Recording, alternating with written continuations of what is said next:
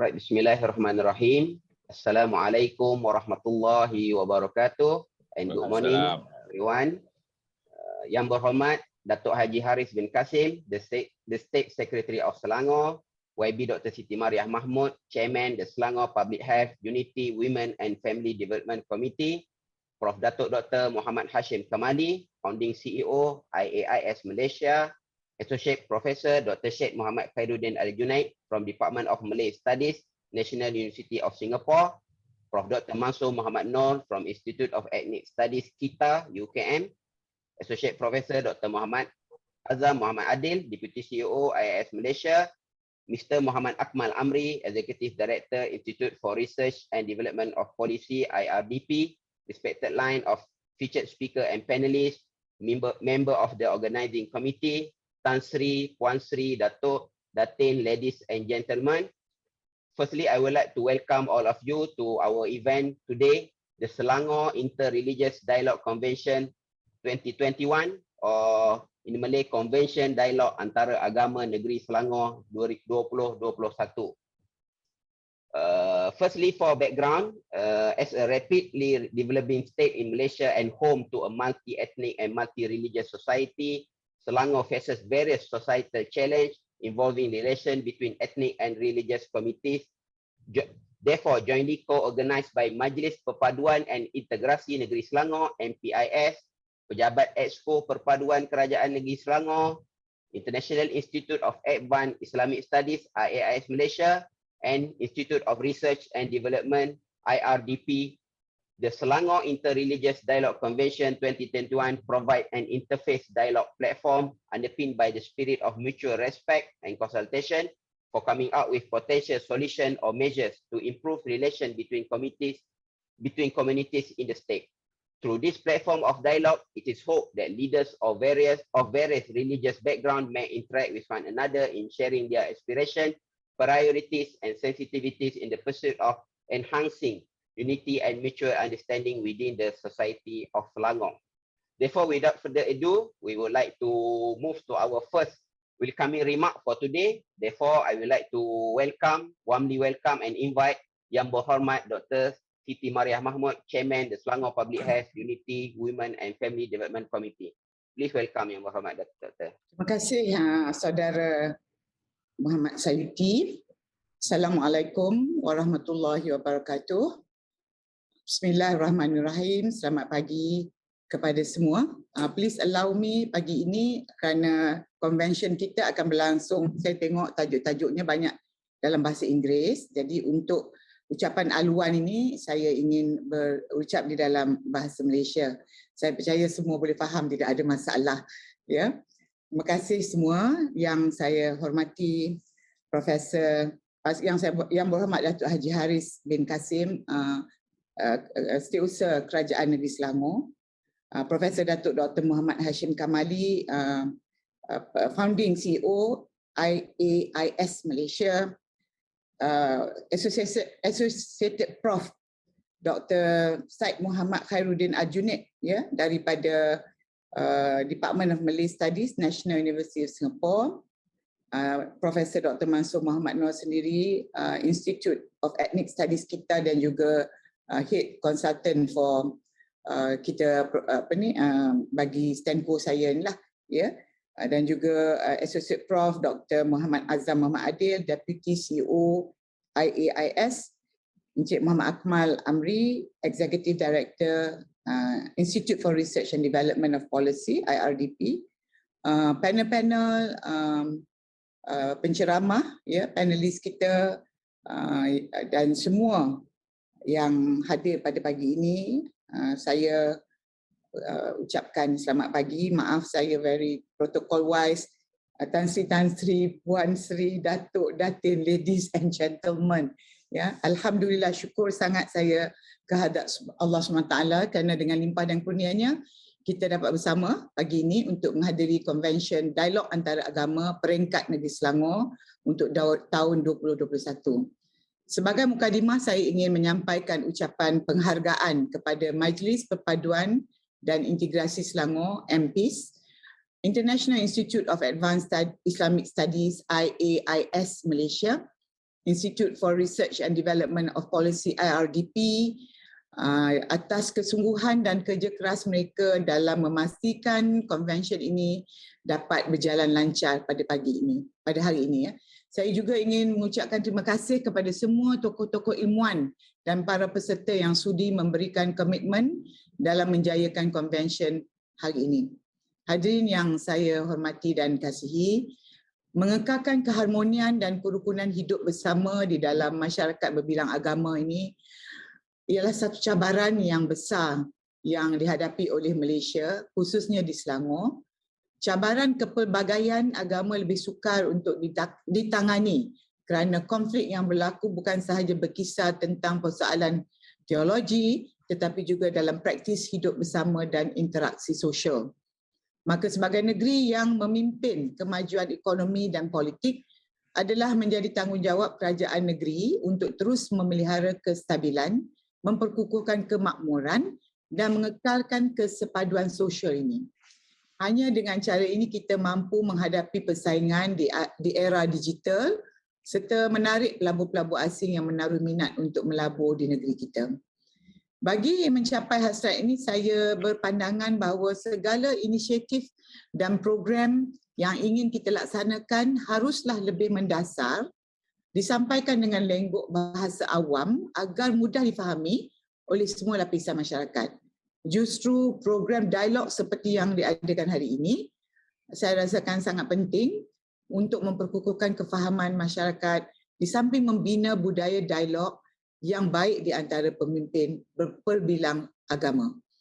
Bagi yang beragama Islam, usaha bagi menambahkan kefahaman terhadap sistem kepercayaan agama dan budaya masyarakat lain dianjurkan oleh Al-Quran, dan Allah sendiri berfirman dalam surah Al-Hujurat ayat 13, saya ingat tuan-tuan dan puan-puan tahu tentang ayat ini. Bismillahirrahmanirrahim. Ya ayuhan nasu inna khalaqnakum min zakarin wa unsa wa ja'alnakum syu'uban wa qabaila lita'arafu inna akramakum indallahi atqakum innallaha alimun khabir.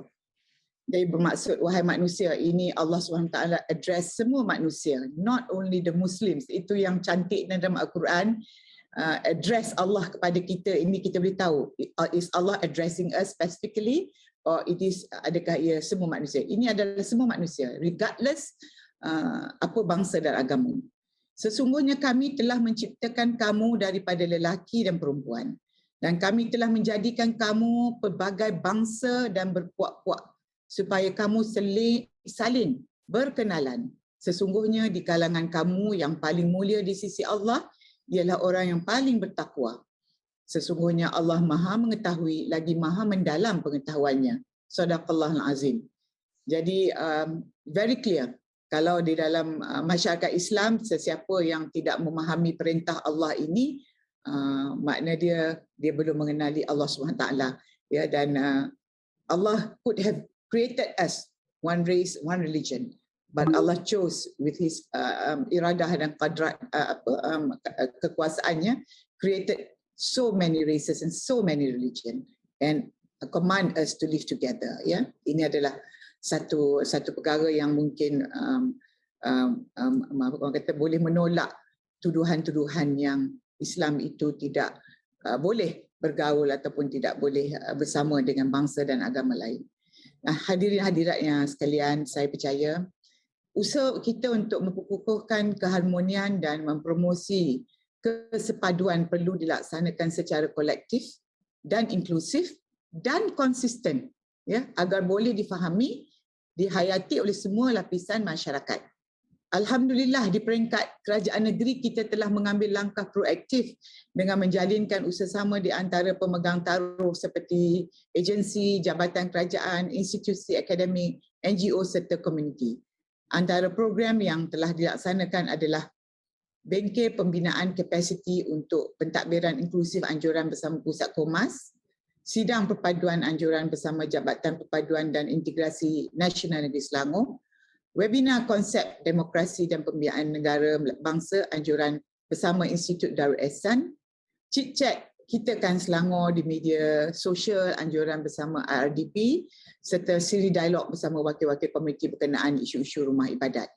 Dan inisiatif dan program sebegini kita teruskan insya-Allah dilaksanakan agar usaha kita memperkukuhkan perpaduan ini tidak hanya berlega di peringkat perbincangan idea tetapi dapat dipraktikkan, dapat kita turunkan kepada masyarakat dalam konteks realiti masyarakat. Bagi mengakhiri ucapan ini, saya ingin mengucapkan tahniah atas kolaborasi yang baik di antara IAIS Malaysia, IRDP yang dalam merealisasikan konvensyen ini. Kolaborasi sebegini menunjukkan komitmen kerajaan negeri dalam membina kebersamaan dalam mengekalkan atmosfera keharmonian ini. Dan saya ingin memohon maaf tadi di dalam salutasi saya lupa untuk address ahli-ahli MPs kita, ya, Majlis Perpaduan Integrasi di Selangor, yang saya tak beramai antara kita dalam grup ini. Saya minta maaf tadi tidak ada dalam salutasi. Mereka telah bertanggungjawab juga di dalam program ini. Terima kasih kerana kesibukan saya. Jadi mereka bersama dengan IRDP sebenarnya telah orang kata really get together to put this program together. Jadi sebagai akhir, semoga Allah merahmati segala usaha yang telah dan bakal kita laksanakan dalam menggalas tugas khalifah untuk mentadbir bumi ini dengan penuh hikmah. Wabillahi taufiq wal hidayah. Wassalamualaikum warahmatullahi wabarakatuh. Waalaikumsalam warahmatullahi wabarakatuh. Thank you very much to Yang Berhormat Dr. Siti Mariah for this interesting welcoming remark. So next we will hear our second welcoming remark. Therefore, I would like to invite Prof. Datuk Dr. Muhammad Hashim Kamali, founding CEO IAS Malaysia, to give his welcoming remark. Please welcome Prof. Dr. Thank you. Bismillahirrahmanirrahim. Yang Berhormat Datuk Haji Haris bin Qasim, the Selangor State Secretary, Yang Berhormat Dr. Siti Maria Mahmud, Chairman the Selangor Public Health Unity Women in Family Development Committee, Associate Professor Dr. Said Muhammad Khairuddin Al-Junaid, Department of Malay Studies, National University of Singapore, Professor Dr. Mansur Muhammad Noor, Institute of Ethnic Studies, UKM, Associate Professor Dr. Muhammad Azam Muhammad Adil, Deputy CEO IAIS Malaysia, Mr. Muhammad Akmal Amri, Executive Director, Institute for Research and Development of Policy, IRDP,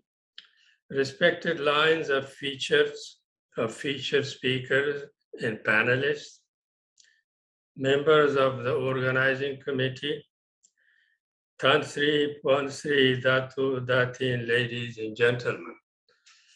Assalamu alaikum and good morning. I am happy to be participating in this event, the Selangor Interreligious Dialogue. It is a self-indicative, a sign of good relations among the ethnic and religious communities of Selangor, that we, from time to time, we get together and we deliberate over issues of common interest. Malaysia, among the world countries, is highly pluralistic. It is very well known for its multi-religious and multi-ethnic makeup of its society. And within Malaysia, Selangor is perhaps most multi-religious compared to other states. And it's perhaps not accidental that Malaysia, among countries of Southeast Asia, among Muslim countries, and Selangor, among the states of Malaysia, are the most successful, known for their achievements, for their successes. And this is very encouraging. We have cause to celebrate. It is Malaysia has, people of Malaysia have learned how to learn from one another, how to deliberate and consult over their common concerns. There are always issues, there are always challenges, but there is so much in common among all of them that we need to consult one another in order to find the best ways of how to find good solutions. And it is through this that Malaysia has become what it is. And so is Selangor. It seems as if pluralism, diversity, these can be the basis of tensions and difficulties. Of course, we know it is not the easiest option, but it can also be the basis of achievements, of excellence, of success, this internal diversity. We have the resources to learn from one another and to continue to improve our relationships and our commonalities. I think it is through these finding the points of agreement and knowing that there is so much in common that we make the best progress. This spirit of coexistence, spirit of togetherness is what has made Malaysia and Selangor a success story. And it is interreligious dialogue is not about one religion or following of one religion negotiating its way through another religion. No, this is always, and it leads to misunderstanding. If there were any instances of this, those instances have led to failure. A healthy respect among each other and recognition of our togetherness and common aspects of the potentials of cooperation. These are the internal resources of diversity that brings enrichment. And I think Muslims, Islam have lived with other religions through history, even from the early times, from the early days of Islam. The Prophet sallallahu alaihi wasallam in Medina, in Mecca first, and then in Medina. In both of these instances and these periods of history, has been in negotiation with other religions, especially the followers of the scripture, the Ahl al-Kitab that feature in the Quran. And in the Quran, there is guideline on how to conduct interfaith dialogue. وَجَعْدِلْهُمْ بِالَّتِي هِيَ أَحْسَنُ.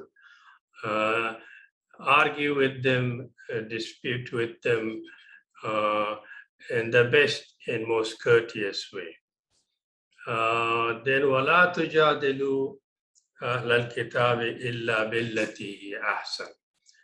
Do not dispute with the followers of scripture except in the most courteous in most understanding way.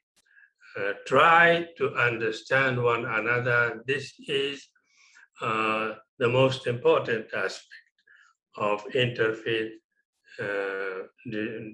dialogue, negotiation. When the Prophet ﷺ came to Medina, his very early experience was marked by interaction, interfaith dialogue, especially with the Jews of Medina and with the Christians of Najran down in south in the Yemen, and the natives of Medina, the Aus and the Khadraj, and these were the pagans at that time, and then eventually they became the followers and supporters of the Prophet, became known as the Muhajirun and the Ansar. The Muhajirun, of course, came from Mecca to Medina, and the Ansar were the residents of Medina who became friends and supporters of the Prophet and the leading figures of the Muslim community, distinguished themselves as the companions of the Prophet, most of them. And this is the early history that in the first year we know that an important document, the Dastur al-Madina, the Constitution of Medina, was signed. It was a treaty of establishing the basics of good relations. And that document not only recognized the Jews and other followers of other faith, but in one of these 47 clauses declared the Jews and the Muslims as one ummah. This is remarkable. This is remarkable. As one ummah, would we do that today? This is quite a question. I think that we have a very good history of interfaith relations. In Islam and the Prophet, the Quran have given us very good guidelines. And I think it is that Muslims have managed through history, whether it has been through the Ottomans or through the Mughals or Umayyads or Arabs and non-Arabs, different communities, they have maintained good relations. There were, of course, always difficulties and challenges, but ways were found through negotiation, through discussion, to find solutions. And sometimes we know through early history that Hilf al-Fudul, for example, a treaty, not just an agreement, but the kind of Hilf al-Fudul, the leading figures of the community signed a kind of, they are also known as Muakhat, the treaty of fraternity and brotherhood. And these are remarkable examples that Muslims have among themselves through their history, and have, I think, among various different religions. We have, through history, we have also had instances where Jews, for example, in the Middle Ages, could not live peacefully among Christians in Europe, and they came to Muslim lands. And I think that the Millat system among Ottomans, they have set a very good examples among building interfaith relations, interfaith communities. Alhamdulillah, in Malaysia, we have similar very good examples of successful building blocks that we have had in the background, and we continue to have good relations. This is especially important in times when, like now, we are grappling with the challenges brought by COVID-19, even more so. The importance of cooperation is impressed upon us, so much so that we don't have much choice but to follow the path that is dictated for us, and it is important. Now here, there are certain issues that do not know religion, do not know language or ethnicity. We all stand on the same footing. And I think that this should be generally the relations among communities. We relate to one another as human beings, basically. The culture that we share is also similar. In Malaysia, we have a culture that we follow, and there are levels of expectations. I think generally they are friendly. And I think that we have cause to celebrate and to be happy for the peaceful history and relations that we have had in Malaysia. Not many countries in the world can boast the kind of success story that we can cite here in Malaysia. Those countries that have gone down and have not found feasible, good solutions, they do not rise.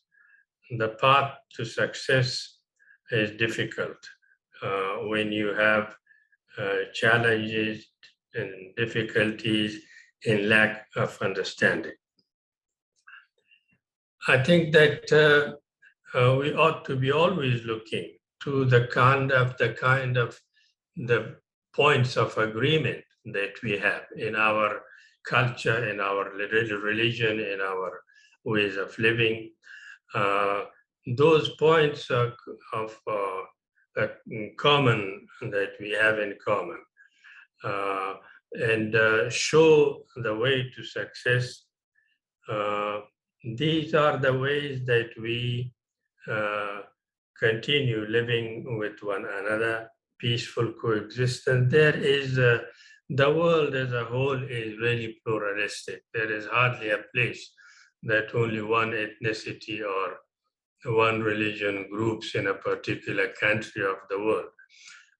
We are more or less all pluralistic. Whether we are meaning in terms of, meaningfully, that is another story. But in Malaysia, I think we have Malaysia in Asia and other countries is often cited as a country that is highly successful in its interfaith, interethnic relations. And I think that that is perhaps the reason for us that we celebrate. Selangor sets the example, the kind of good relations that we have managed to build among our ethnic, religious, and groups different in many ways, but share the same predicament and the same history, the same path to success, inshallah. I will not take much longer. Thank you for your attention. Assalamu alaikum. Waalaikumsalam warahmatullahi wabarakatuh.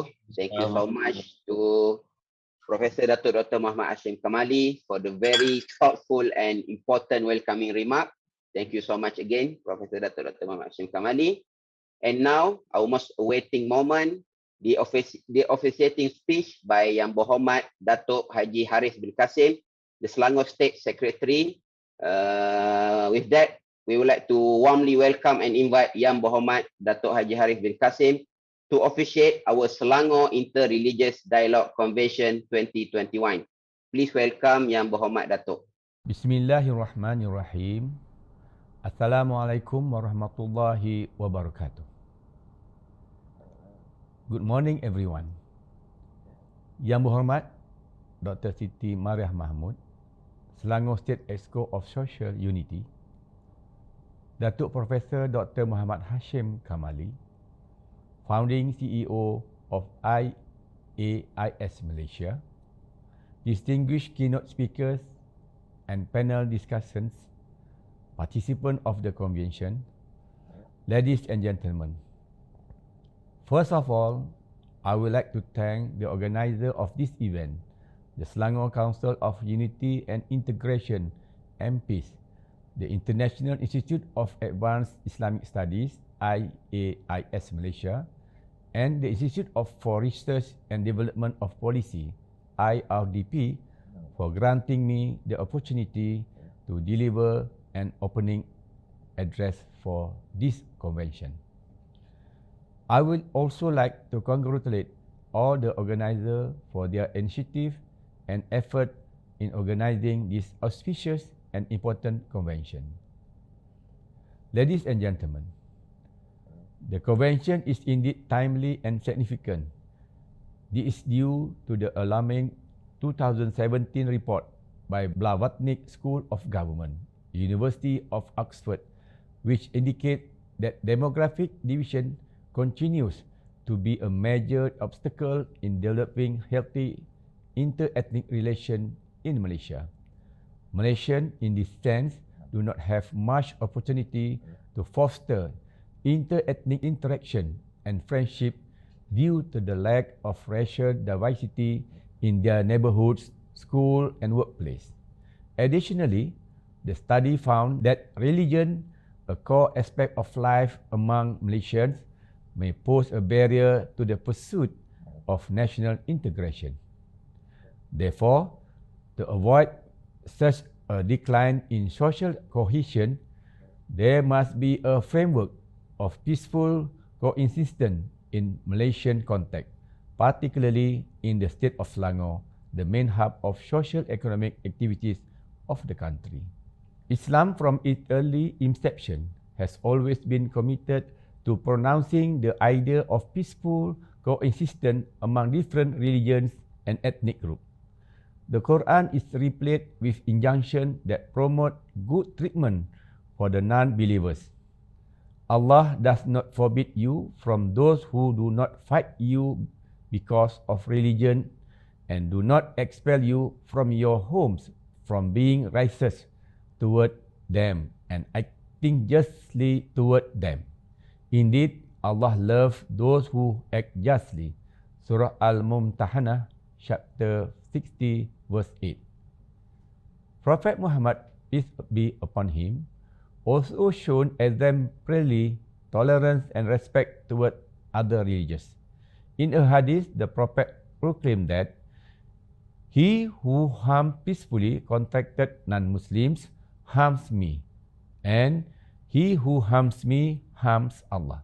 This principle was also enshrined in the Charter of Medina, a treaty between the Prophet Muhammad, peace be upon him, and the people of Medina that guaranteed their religious and civil liberty regardless of their faith. Other religions also share many common denominators in pursuing the aim of social unity. For instance, the Bible is full of verses that command us to love one another despite our difference. A particular verse that stands out in the first letter of Peter, chapter 1, verse 22, which reads, "Now that you have purified yourself by obeying the truth, so that you have sincere love for each other, love one another deeply from the heart." Buddhism and Hinduism, for instance, share a unique ethical principle of not causing harm, called ahimsa, which is rooted in the notion of interconnectedness that extends to all living beings. The religious practice cover deliberate thought, word, and deed that involve avoiding harm and striving to bring about the greatest good for all. Ladies and gentlemen, due to COVID-19, we have lost many of our loved ones, witnesses many people losing their means of livelihood, and seen many industries failing. Also cannot be ignored physical and mental suffering of our fellow relatives, friends, and neighbors. In other words, the virus causes detrimental impact on all walks of life, recognize no ethnicity, religious, and or political and economic divide.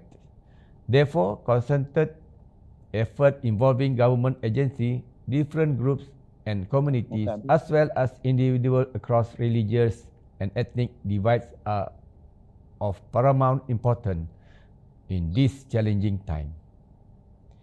Due to advance in social media technology, our society is presented with the new opportunities and challenges in the way we socialize and communicate. Many children nowadays were born into this technological norm and have natural proficiencies in using social media and technological devices, often to the awe of parents, many times leaving them speechless. In addition, social media is also ripping apart the current social fabric and disrupting the way our society works. Several studies have indicated that the polarization of news content on social media has created potential conflict online and can reinforce false rhetoric about specific social issues or ethnic groups. Unfortunately, despite the many benefits of social media, it has provided a large platform for hate speech and cyberbullying, including those related to race and racism.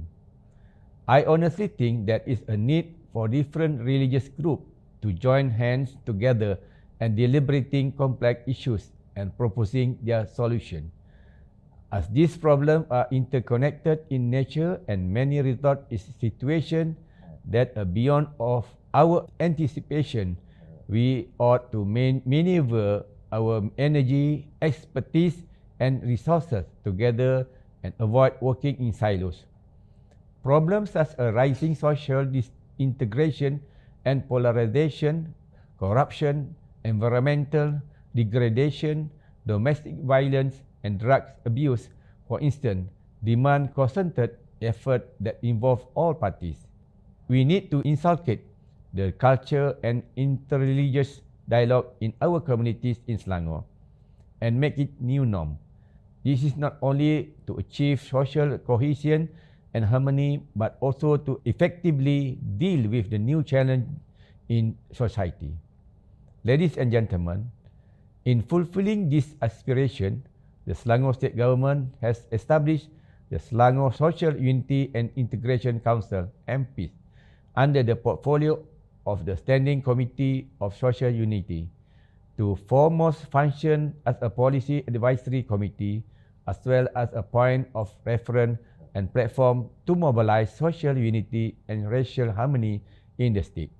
Additionally, the state government will launch the Selangor State Unity Policy and Action Plan 2021-2025 at the end of this year as a framework to further enhance social cohesion in the context of Selangor.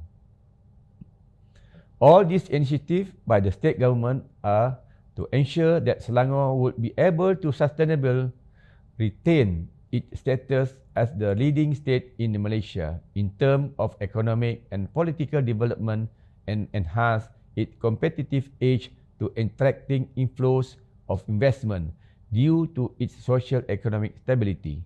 The precursor of such stability would be the social cohesion and unity among Selangorians. Ladies and gentlemen, to conclude, I would like to reiterate the crucial need for the due observance of the principle of unity that is enshrined in each and every religious practice in our country. This, I would suggest, is the fortress that may safeguard our communities from the meltdown of social unity, particularly in a multi-ethnic and multi-religious country like ours. I hope that this distinguished convention will be an opportune moment for fruitful discussion and profound deliberation by all our respected keynote speakers and panelists, and eventually produce practical proposals and suggestions that will benefit our community and our nation. On that note, I hereby launch the Selangor Inter-Religious Dialogue Convention 2021. Thank you. Assalamualaikum and salam sejahtera.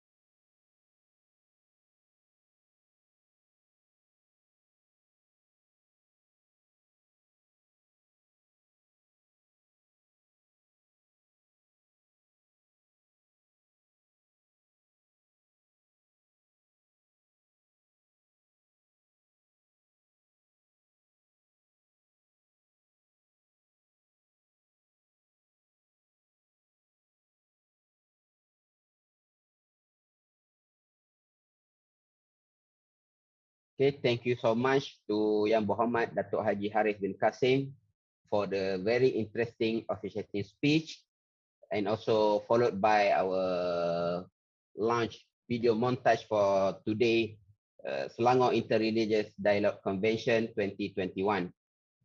And now, inshallah, we will moving to our next session, our first keynote speech entitled The Culture of Religious Harmony, Lesson from Southeast Asian Islamic Histories. This keynote speech will be given by Associate Professor Dr. Sheikh Muhammad Khairuddin Al-Junaid from Department of Malay Studies, National University of Singapore. But first, we would like to hear a brief introduction to our first keynote speech, Associate Professor Dr. Sheikh Muhammad Khairuddin Al-Junaid. Associate Professor Dr. Sheikh Muhammad Khairuddin Al-Junaid is Professor at University Brunei Darussalam and also an Associate Professor at the Faculty of Art and Social Science, National University of Singapore, NUS. He completed his doctorate at the School of Oriental and African Studies, SOAS, London in 2008. He is a recognized specialist on Islam in Southeast Asia and author of several books. His latest book that will be published by Oxford University Press examines 7 key intellectuals who have shaped Muslim reformism in the region.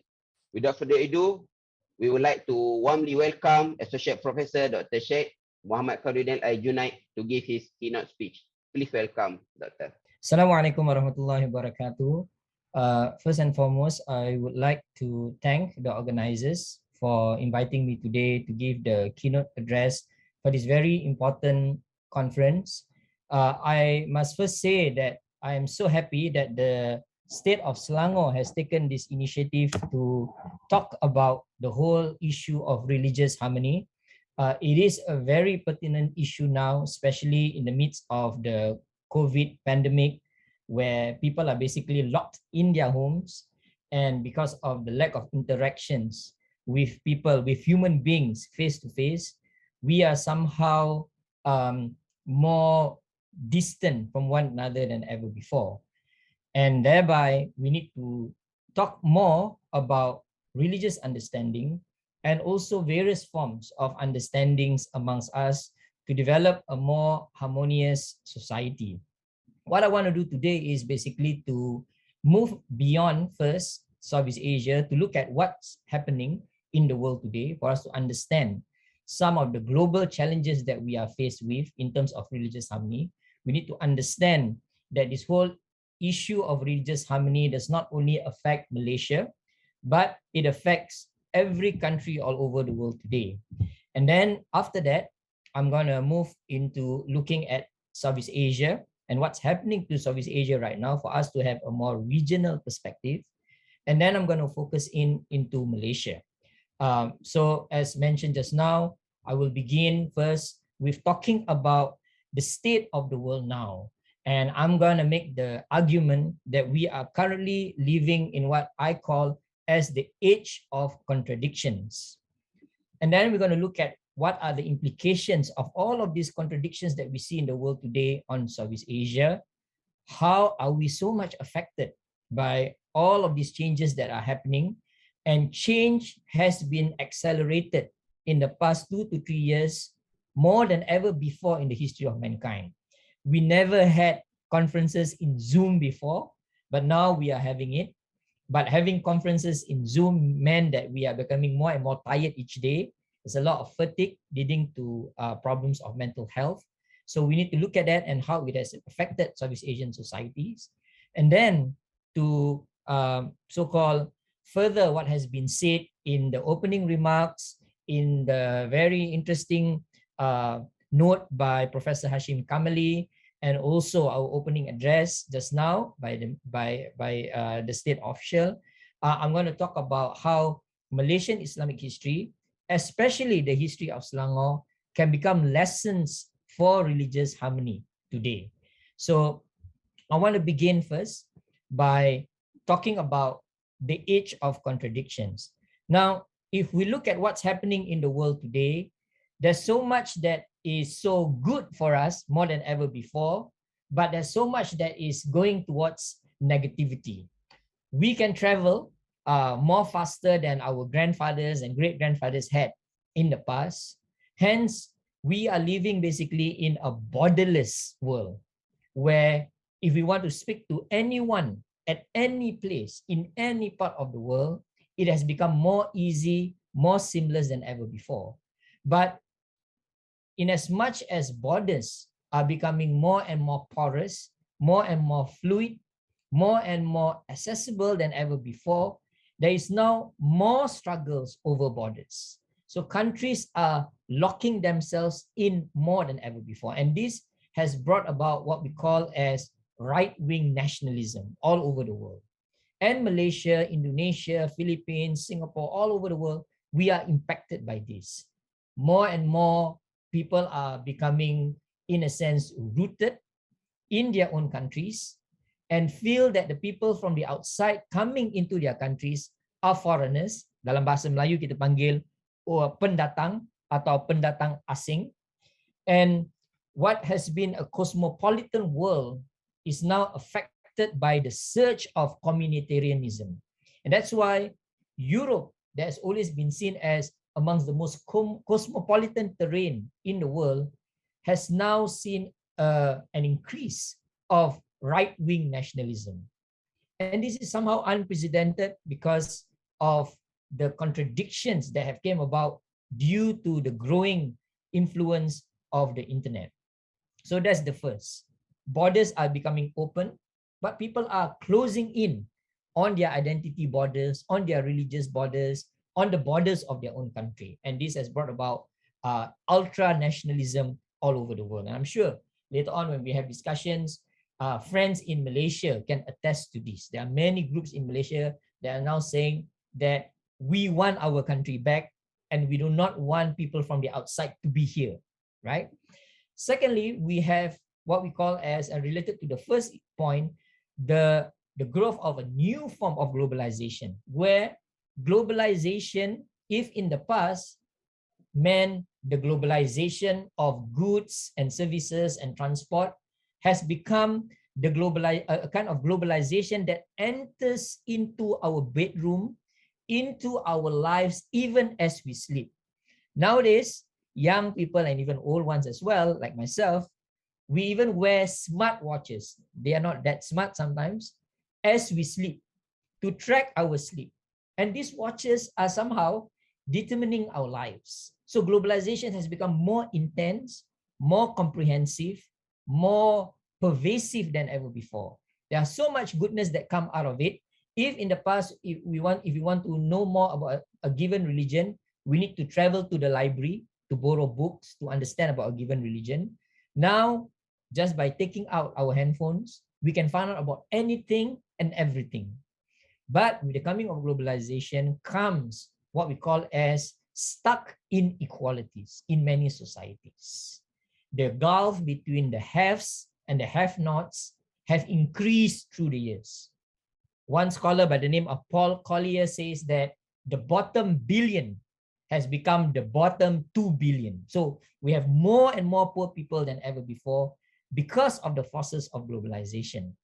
The more people are exposed to things, the more they deny people to access to things. So we have what we call as a more class divisive society. And again, this affects every country all over the world. We are more divided in terms of class than ever before.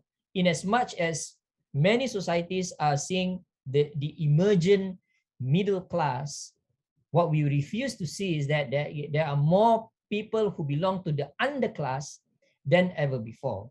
And if we look at the Malay world, the poorest of the poor in the Malay world are Malays themselves. So one author in the in Malaysia once wrote a book called Nasib Melayu di Dunia Melayu, the fate of Malays in the Malay world.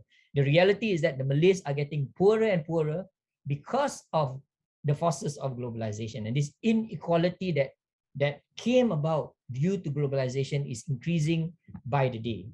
And this is a worrying trend right now, especially with the COVID-19 pandemic. Poverty, social inequality, unemployment are on the increase. It has given rise to suicides, and more importantly, it has given rise to religious disharmony, because certain religions sometimes represent the rich in that society, and this has led to a lot of problems between different religions. So when we look at a lot of these so-called religious conflicts all over the world, we need to take note that these religious conflicts all over the world are very much linked to social inequality.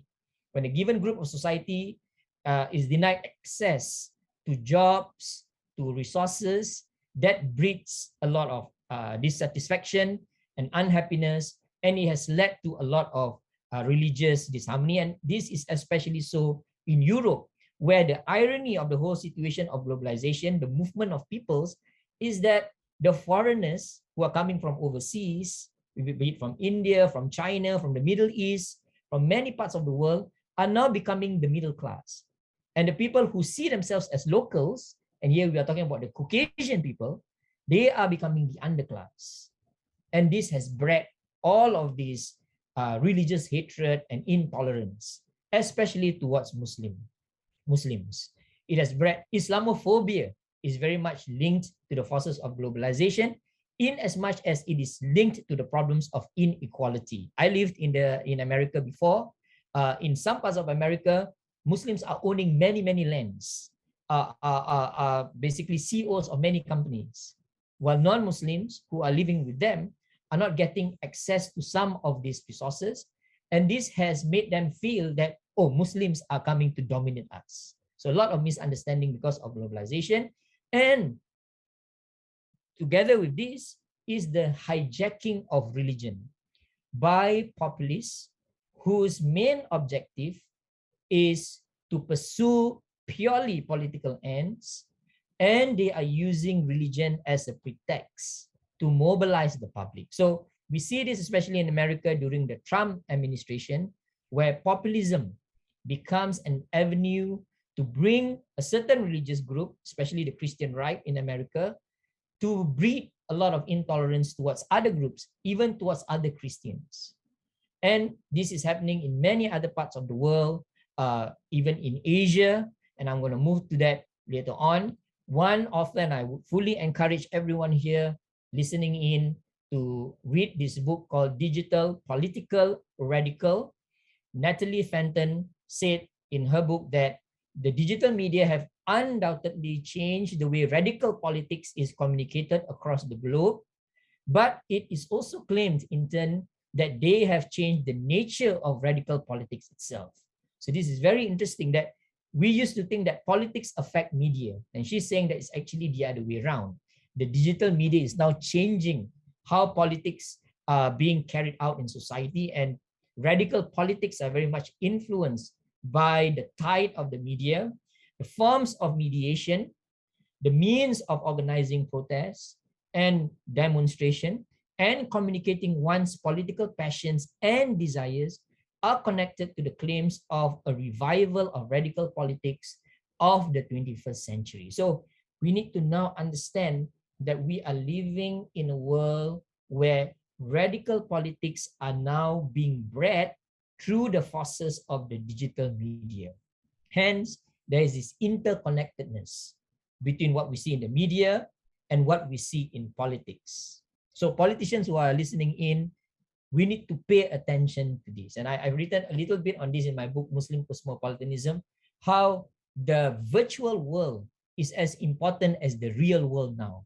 It is a world that is somehow beyond what is physical, but it is a world that is shaping the physical world and shaping the politics that we understand today, especially amongst the young. So many studies have shown that the people from the age of 18 to 35 years old are more predisposed to radical politics due to the digital media than the older generation who are not so much in tune sometimes with many of these developments. And a famous American philosopher, Martha Nussbaum, said that what we see today is the rise of a new form of religious intolerance, a kind of religious intolerance that draw upon radical nationalism, draw upon the digital media, that feeds on populism and also inequalities in society, that has led us to a very anxious age.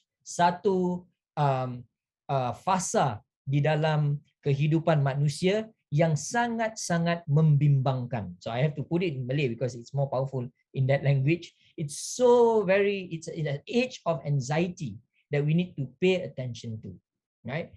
And all of these have implications, of course, because of the globalized world, on Southeast Asian societies. And I would like to reiterate what Professor Hashim Kambali said just now, that one of the beautiful things that we see about Southeast Asia is that it is a highly diverse terrain, a highly diverse region. With exception of Timor-Leste, all of the countries in Southeast Asia, Brunei, Laos, Cambodia, Malaysia, especially in the middle, are countries that are religiously diverse, right? We are aware of the situation of various religions in various parts of Southeast Asia, and I'm not going to get into those discussions. That's another platform. But the first thing that we need to recognize is that we are living in plural societies. In as much as living in plural societies is, in a sense, the gift that we have gotten from God, and this is an amazing thing, it also becomes a challenging situation that we are in amidst many of these problems that we are witnessing globally. Because Southeast Asia is so very religiously diverse, we are more exposed to the forces of intolerance, the forces of hate, the forces of dissension, more than many other countries all over the world. But what's interesting is that when we look at studies on religious conflict, Alhamdulillah, because of the COVID pandemic, we have, if you look at this graph, a decrease in religious identity conflict, which means conflicts that arise from people saying, I am Muslim and I do not like people from another religion, is now decreasing. People do not couch their conflict in terms of their identity first. But we see now a surge, if you look at this blue line, since 1975 until now, a surge of religious issue conflict. So what a lot of these studies have shown is that people are not becoming more intolerant, and religious harmony is not happening because people are getting more and more religious and aware of their identity. Rather, many of these conflicts are happening because of issues. And who are the people responsible for bringing up these issues? Studies have shown that many of these people are usually linked to politics, or they are people who populate the digital media. So a lot of these studies were done in Europe as well, and they have shown that many political actors are coming in and stirring religious issues in order to make religious communities more divided from one another. And of course, people in the social media who are sometimes independent actors, or at other times linked to many informal groups that are stirring a lot of these religious passions in order to bring communities against one another. And again, I would really fully encourage the Selangor state government to do some studies on this, to find a differentiation between the problems of religious identity with religious issues. Because sometimes when people analyze Malaysian society, they say, oh, Muslims and non-Muslims are somehow divided amongst each other in Malaysia. And I, who study Malaysia myself, do not see this when I do my own field research in Malaysia. Rather, what's happening in Malaysia has always been about religious issues. And these religious issues have been used by certain groups to divide communities. In reality, Malaysian society is very much a cosmopolitan society, but issues are always coming in, affecting the making of a more pluralistic religious identity. So if you look at it in terms of a map, a lot of these so-called violent conflicts between religion, especially in the Philippines, have decreased. Even in India, where there was a lot of issue with regards to Kashmir, or even the divide between Pakistan and India, it has decreased due to the COVID pandemic. Mob violence has also decreased in Bangladesh, but more so when we look at Southeast Asia, because of the COVID pandemic, the problems that we see with the Rohingya and the conflict between Maoist groups and other religious groups has actually gone down. A lot of ceasefire is actually happening in the Philippines, and the COVID pandemic has actually brought people together. But of course, problems within the state and peripheral communities are still there. But more importantly, the signs are showing that we are headed towards the right direction right now.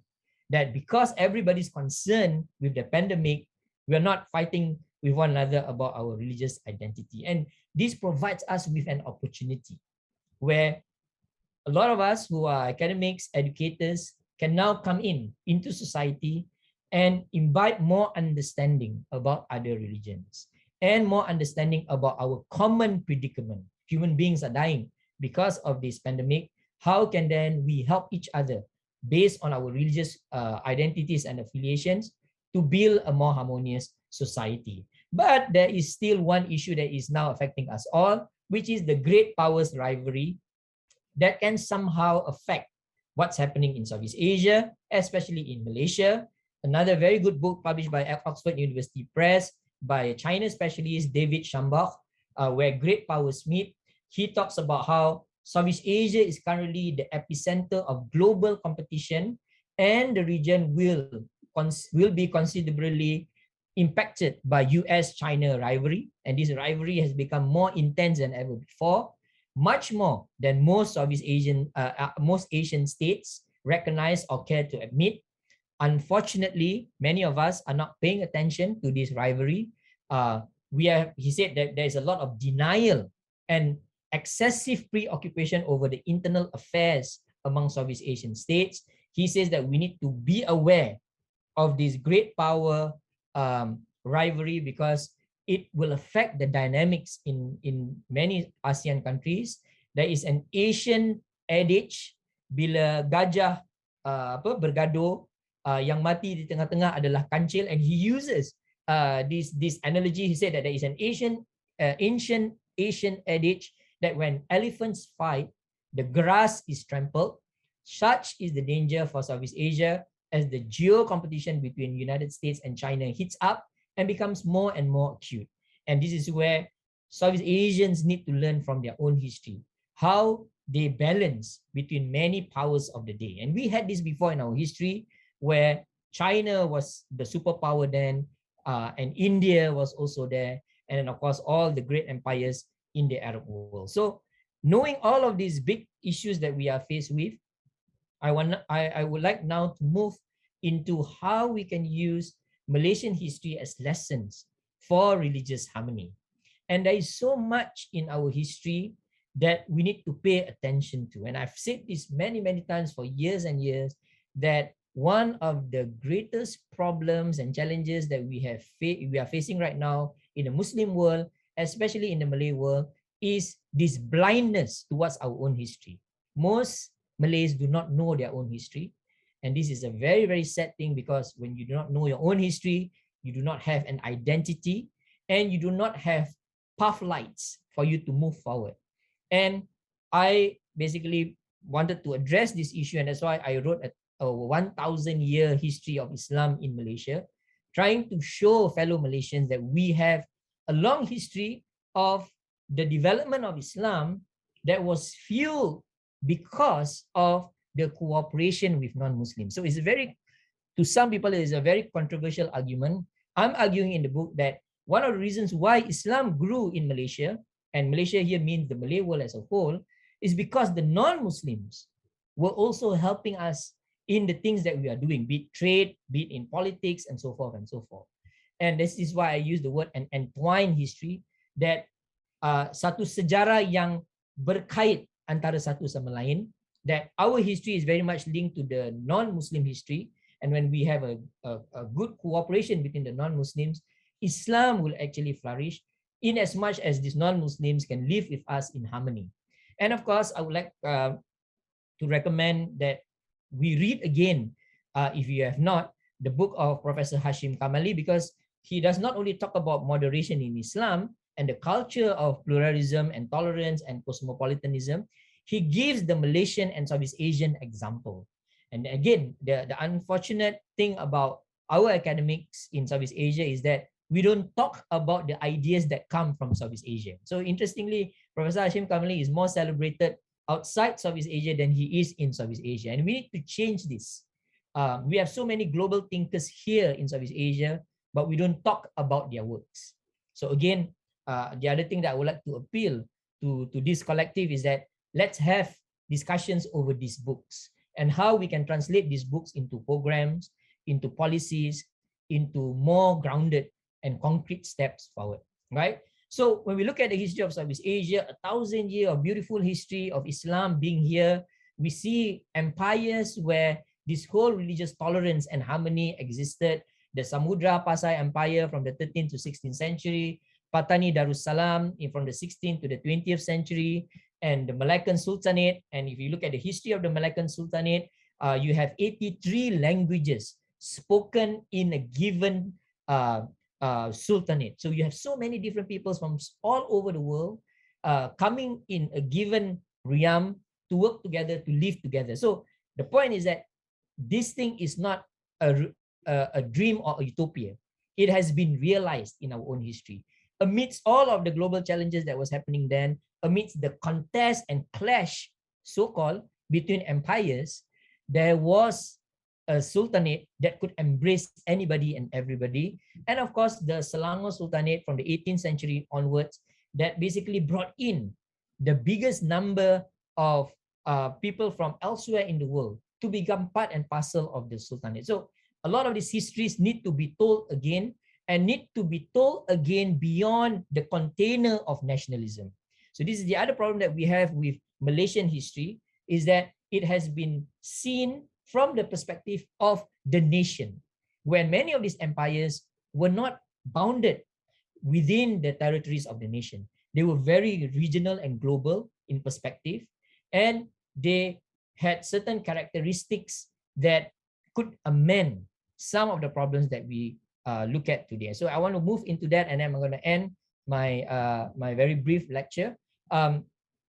What we see from many of these sultanates in Southeast Asia in the past was a kind of intellectual openness. And this is something that I hope that from this history that we have, we could inculcate first in Malaysia, first in Selangor, to the rest of Malaysia, to the rest of Southeast Asia, and hopefully to the rest of the world. And Selangor, I believe, can be the laboratory for this. It can be a kind of lab where this intellectual openness can be inculcated. And what do I mean by intellectual openness? It doesn't mean that you accept anything and everything, but rather you have a judicious way of taking what is good from other ideas into your own storehouse of ideas.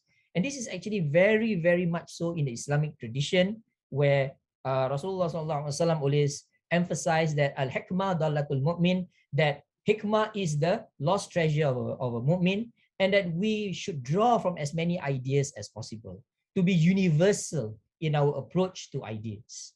And this is where I feel that one of the challenges that we have amongst Muslim thinkers in our time is that they are still not able to translate Islamic ideas to become universal ideas and not confine it only for Muslims and for Islam, and to take universal ideas from other civilizations into the whole corpus of Islamic ideas.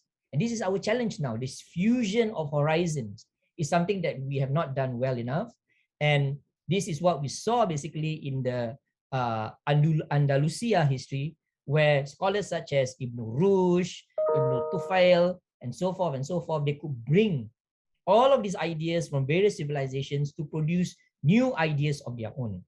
New ideas that are not only Islamic in character, but very much focus on changing humanity to bring about religious harmony. And that's why when you look at the story of the Andalusia civilization, non-Muslims wanted to learn about the Islamic civilization, wanted to learn from the feet of the Muslim scholars, because these Muslim scholars were not only talking about Islam, they were talking about the problems of humanity as a whole. And this must begin with intellectual openness. And for this reason, I'm a little bit critical of the Islamization of knowledge program in the past. I'm not saying that the Islamization of knowledge is not important or that it is a failed project, but we have done so much of that. We need to move forward to a new form of knowledge creation and knowledge building in order to position the Islamic civilization, the Muslim civilization, within the other civilizations that we see in the world today. Secondly, we need to imbibe what we call a sacred trust. When we talk about trust, we always talk about trust purely in secular terms.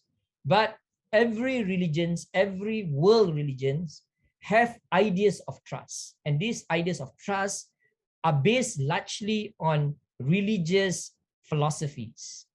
And when we bring all of these ideas of trust together, we develop trust between communities. And I call this sacred trust. Trust that is based on what has been emphasized in every given religious tradition. And this trust is not only trust within that religious tradition, but trust between different religious traditions. So we need to talk about this more. What do Christians think about the idea of trust between religious communities? What do Islam has to say? And we have Professor Imtiaz here today with us, who will talk about from the Buddhist point of view. How do the Buddhists actually see trust between religions? And if you ask a lot of Muslims, they do not know what other religions think about trusting each other. They know what their religions say, and as was cited just now in the very beginning, Surah Al-Hujurat, Inna khalaqnakum min dhakarin wa untha wa ja'alnakum syu'uban wa qabaila lita'arafu. We know all of this, but when we ask Muslim thinkers, do you know anything from the Bible that talks about trust? No. I'm not going to get there. So this is our challenge now. How do we build sacred trust? By understanding the idea of trust between communities in other religious traditions. Professor Osman Bakar once emphasized how we need to understand more about the idea of trust from the Confucianist perspective, from the Taoist perspective, and from other religions. We need to revive this again in our time. And third, we need to resolve everyday inequalities.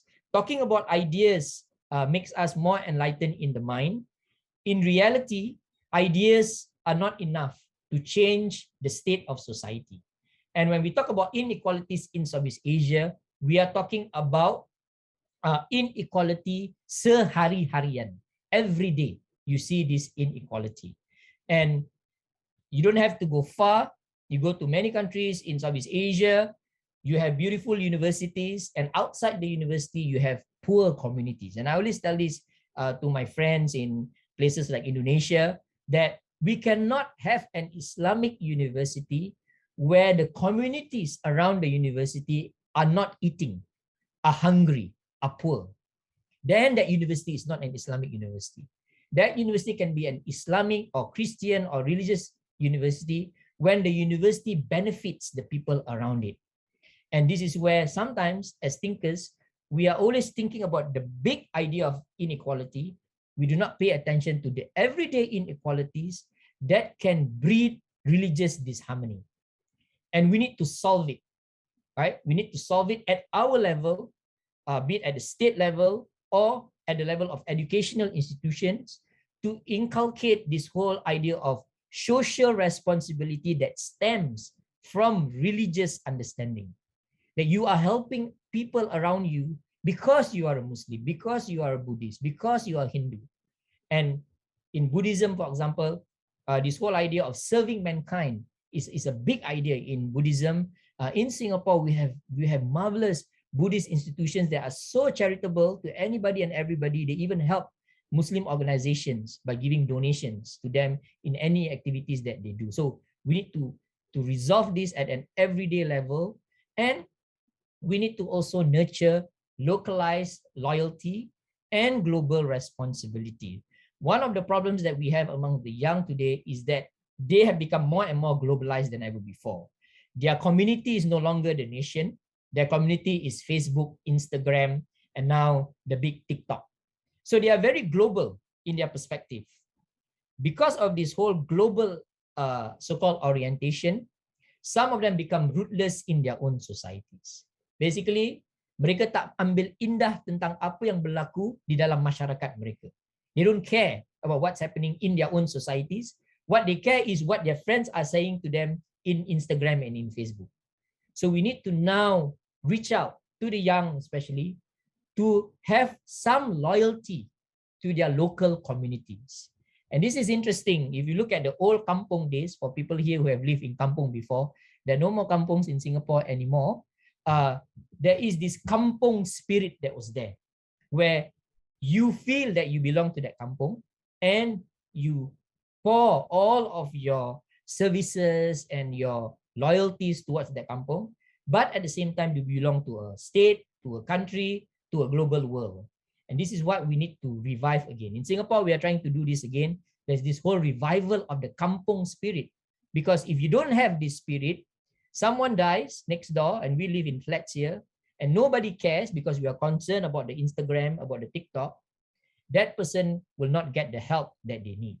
And this is happening not only in Singapore, but happening all over the world, where people are so globalized, so responsible about global issues. They want to help poverty in Africa. They want to change things in this country and that country, advocate for a lot of issues online, but they don't even know what's happening next door. So we need to root them back. We need to root people back.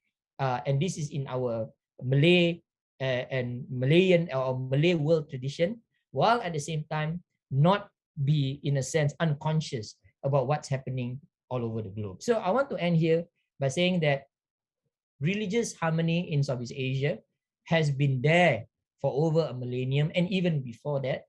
And Islam has provided one of the ideological avenues for that religious harmony to exist and for communities to coexist between one another.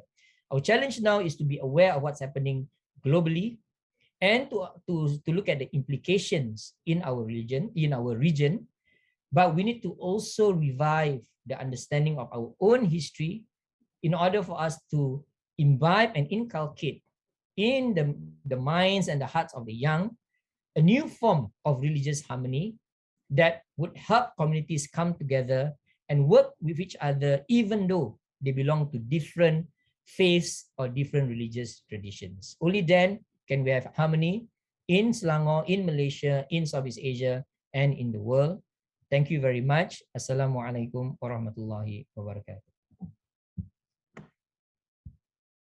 Okay, thank you so much to Associate Professor Dr. Sheikh Muhammad Khairuddin Al-Junaid for this very interesting and beneficial keynote address, keynote speech entitled The Culture of Religious Harmony Lesson from Southeast Asian Islamic History.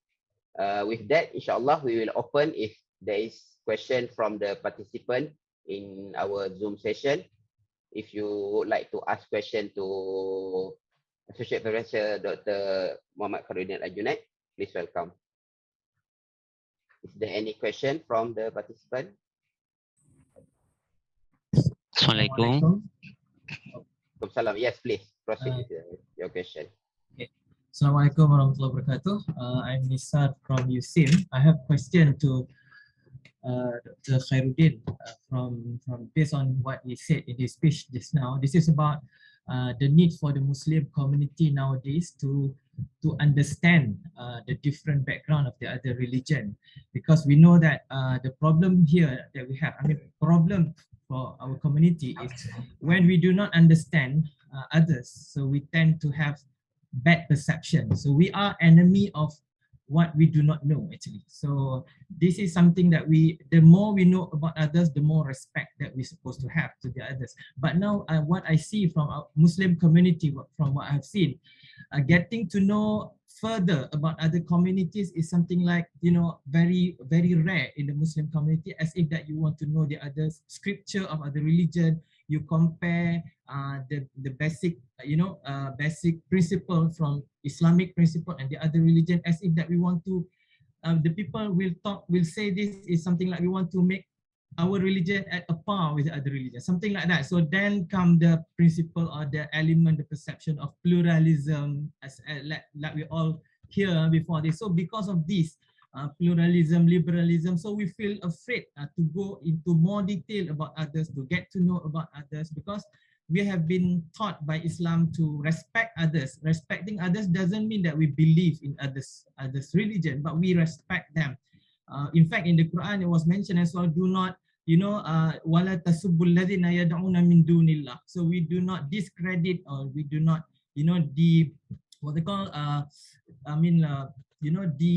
discredit what has been done by the other religion based on their faith. So I think what should we do actually in the Muslim community to ensure that we do not feel afraid of understanding others' faith? I think that's all my question. I'm sorry for a little bit long question. Thank you, Dr. Khairuddin. Thank you very much, Nizar, for the question. I think the fear of learning other religion is not rooted in the faith, but more rooted in culture. And that's why the whole talk is about the culture of religious harmony. There is something in our culture that tells us that if we start learning about another person's religion, we might end up becoming like them. And this is somehow taught to us since we are young, without a clear understanding of what it means to know about other religion. Now, there are two levels of learning about other religions, right? One is to learn about that other religion in order for you to enter into the religion as an adherent of that religion. So this is what we call as learning to convert or learning to revert. The other one is to learn about other religion for you to understand your religion better. And this is what the Quran is trying to tell us, that the Quran invites all religions, actually, all religious groups, to understand about their religions better and to understand about Islam, in as much as Muslims should understand about other religions, for you to be clear about your own faith. And this second one has not been taught. The first one has been emphasized a lot by our religious teachers because of the fear of what we call as contamination from other religion. The second one has not been taught precisely because many of our teachers are afraid that they would lose control of the students or the people that they are teaching. And I think this fear is, in a sense, we can understand why there is this fear. And in Southeast Asia, it has grown out of the experience of colonialism. Take note that when the British came, Malays generally did not want to send their children to schools that were established by the British.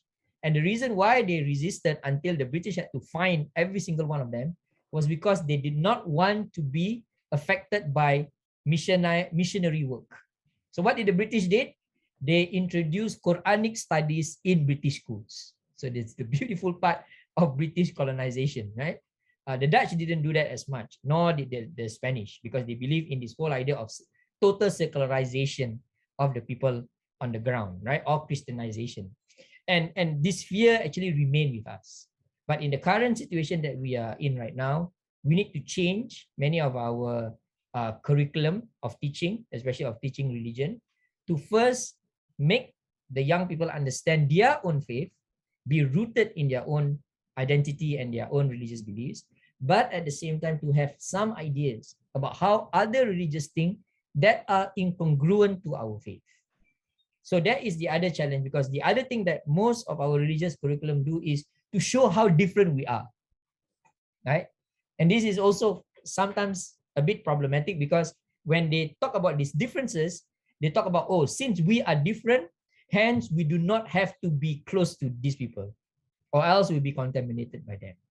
But what Islam is actually teaching us to the Quran, since they are different from us, all the more we need to reach out to them and try to understand why they are different in order to have respect and tolerance towards each other. So we need to understand the source of this fear, and we need to change the curriculum. And this takes time, because the experience of colonization is still there in our minds, and it's still there in many of the older generation of people who lived through that times.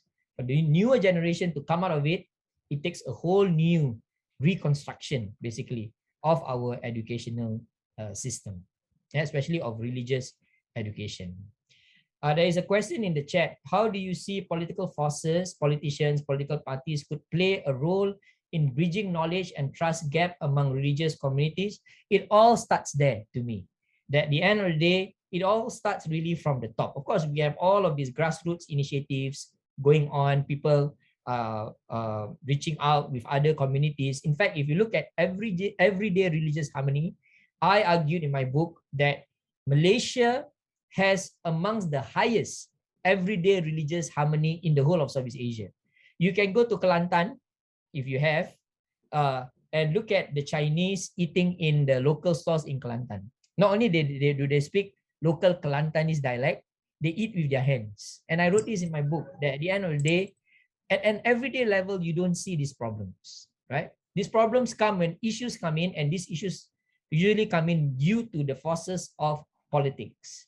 And this is where, if politicians change their mind, and if politicians see the benefits of bringing people together, we can see a lot of changes in our communities. So it all starts there, and especially in the society where political ideas gets disseminated faster than ever before, politicians play a big role, and they can play a very, very positive role in this sense, right? You have attributed the rise of right-wing movements the world over to globalization. Now, how do we counter this ill of globalization? Well, Joseph Stiglitz, these economists have spoken about the negative effects of globalization, and then he wrote another book to counter it, to say that we can actually benefit a lot from globalization. Globalization provides us with the tools to either spread hatred or spread harmony.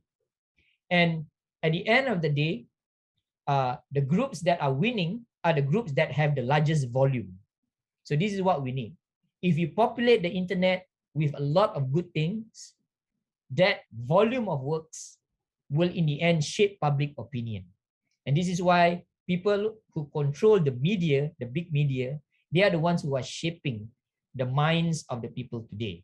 We have what I call as the Netflix generation now. A lot of our young are influenced by what they view in Netflix. It used to be YouTube, but now with Squid Game and all of these things, even in my house, they are talking about this Squid Game thing. I don't know anything about this Squid Game thing, but it has become so powerful.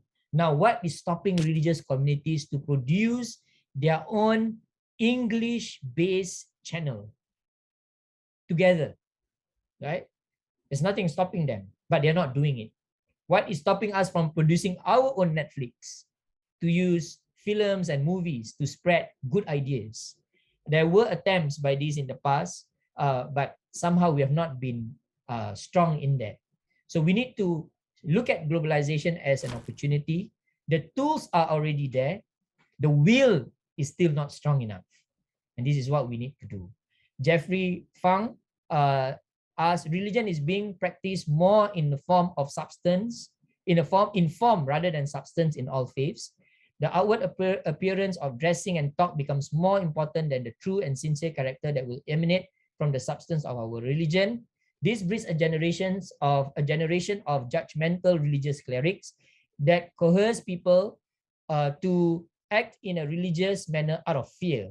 How do we get people to focus on substance of religion and not the form? Thank you, Jeffrey, for this very, very good question. Well, I speak first from the perspective of Islam. In Islam, form and substance are both equally important. We need to show what we call as the shaksiyah Islamiyah, the way of living as a Muslim, right? And this is a very, very important thing. You need to dress well, you need to dress properly, you need to speak well, you need to show some kind of modesty. But what you talk about is equally important. And I think this is the thing that we need to inculcate in the people out there. That it's not enough for you to have a sorban, for you to have beards and so forth, but the way you speak, the way you carry out your relationships with people must also be equally reflective of the religion that you hold on to. And this is the thing that that the Prophet Muhammad always emphasized, that at the end of the day, if you want to know a religious person, you look at how that person speaks to his family, especially to his wife. Khairukum khairukum li ahlihi wa ana khairukum li ahli. Rasulullah emphasized on this, that all forms of substance in religion begins first at the level of family. Now I'm going to talk a little bit about the Malay society here because that's part of my big specialization or major specialization. That if you look at the Malay families, and I've spoken this in many, many forums, we are a community where divorce is amongst the highest in Southeast Asia. And this is statistical. It's nothing personal. It's neither political or polemical. At the end of the day, our families are breaking down. And many of these breakdown in families breed a lot of problems like delinquency, crime, and others. And this has affected how our religion has been manifested in that society.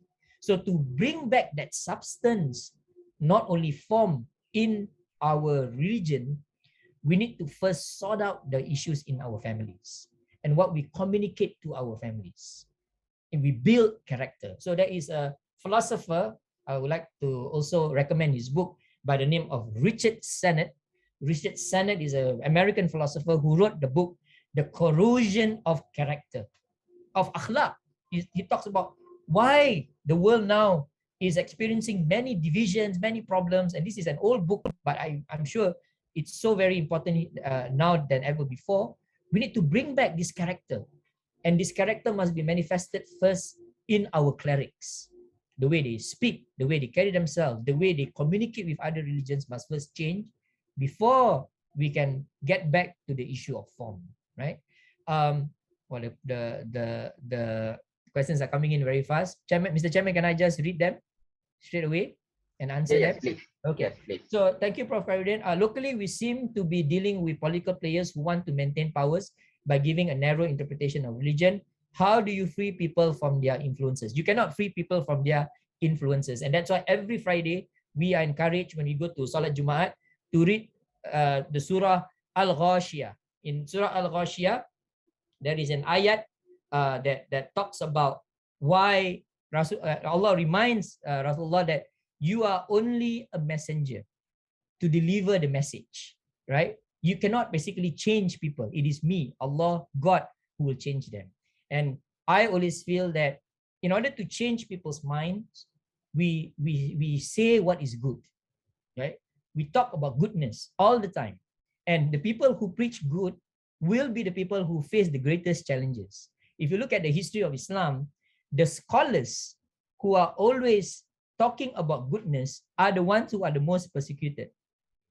in the history of Islam. But because they always talk about what is good, we now receive the legacies of goodness from them.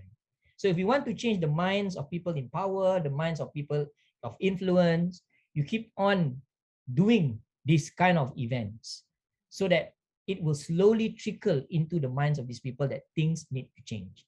And change is not something that will happen tomorrow, in as much as it's so difficult for me to stop my son from playing computer games, right? Especially Counter-Strike, all these kind of games, they can go hours and hours on end, and we parents have to sometimes scream for them to stop. It's going to be harder for us to change the minds of people who have power and influence. But we are taught watawasaw bil sabri, watawasaw bil marhamah, that we preach or we tell people out of patience and out of love. And I think this message of love is something that we have not talked enough amongst religions. And Prince Ghazi of Jordan wrote an entire book, what the Quran says about love. We must have a whole conference on the idea of love in Islam, right? What does Islam say about love, and what does other religions also talk about when it comes to love? So in Malaysia, there's another question. There is a consultative council called the MCCBHCST, which has no representation by Muslim community by choice. Perhaps the Selangor state could offer representation for this. I fully encourage it. Muslims must be in this kind of the Malaysian Consultative Council of Buddhism, Hinduism, Christianity, Sikhism, and Taoism. In Islam in Malaysia, my Islam in Malaysia book, I discuss about this committee. We need to also understand the origins of this committee. The committee was set up to address the specific concerns of these communities so that it can be addressed by the majority Muslim community. I understand that Muslims should be part of it, but I also hope that we also understand why the community didn't have Muslims in it. It was not only by a matter of choice, but it's a matter of expediency. It was necessary for Muslims to be outside because these communities can just discuss about their concerns and aid to the government then, which was ruled basically by the majority Muslim community. And in this forum, there is a lack of representation from other religious groups. Yeah, I noticed that too. And I hope that other religious groups can slowly be inducted in this kind of discussions. And I think this is the first initiative, but it is an initiative that should be incremental, and we can actually make it bigger and have more communities to come in through this kind of platforms.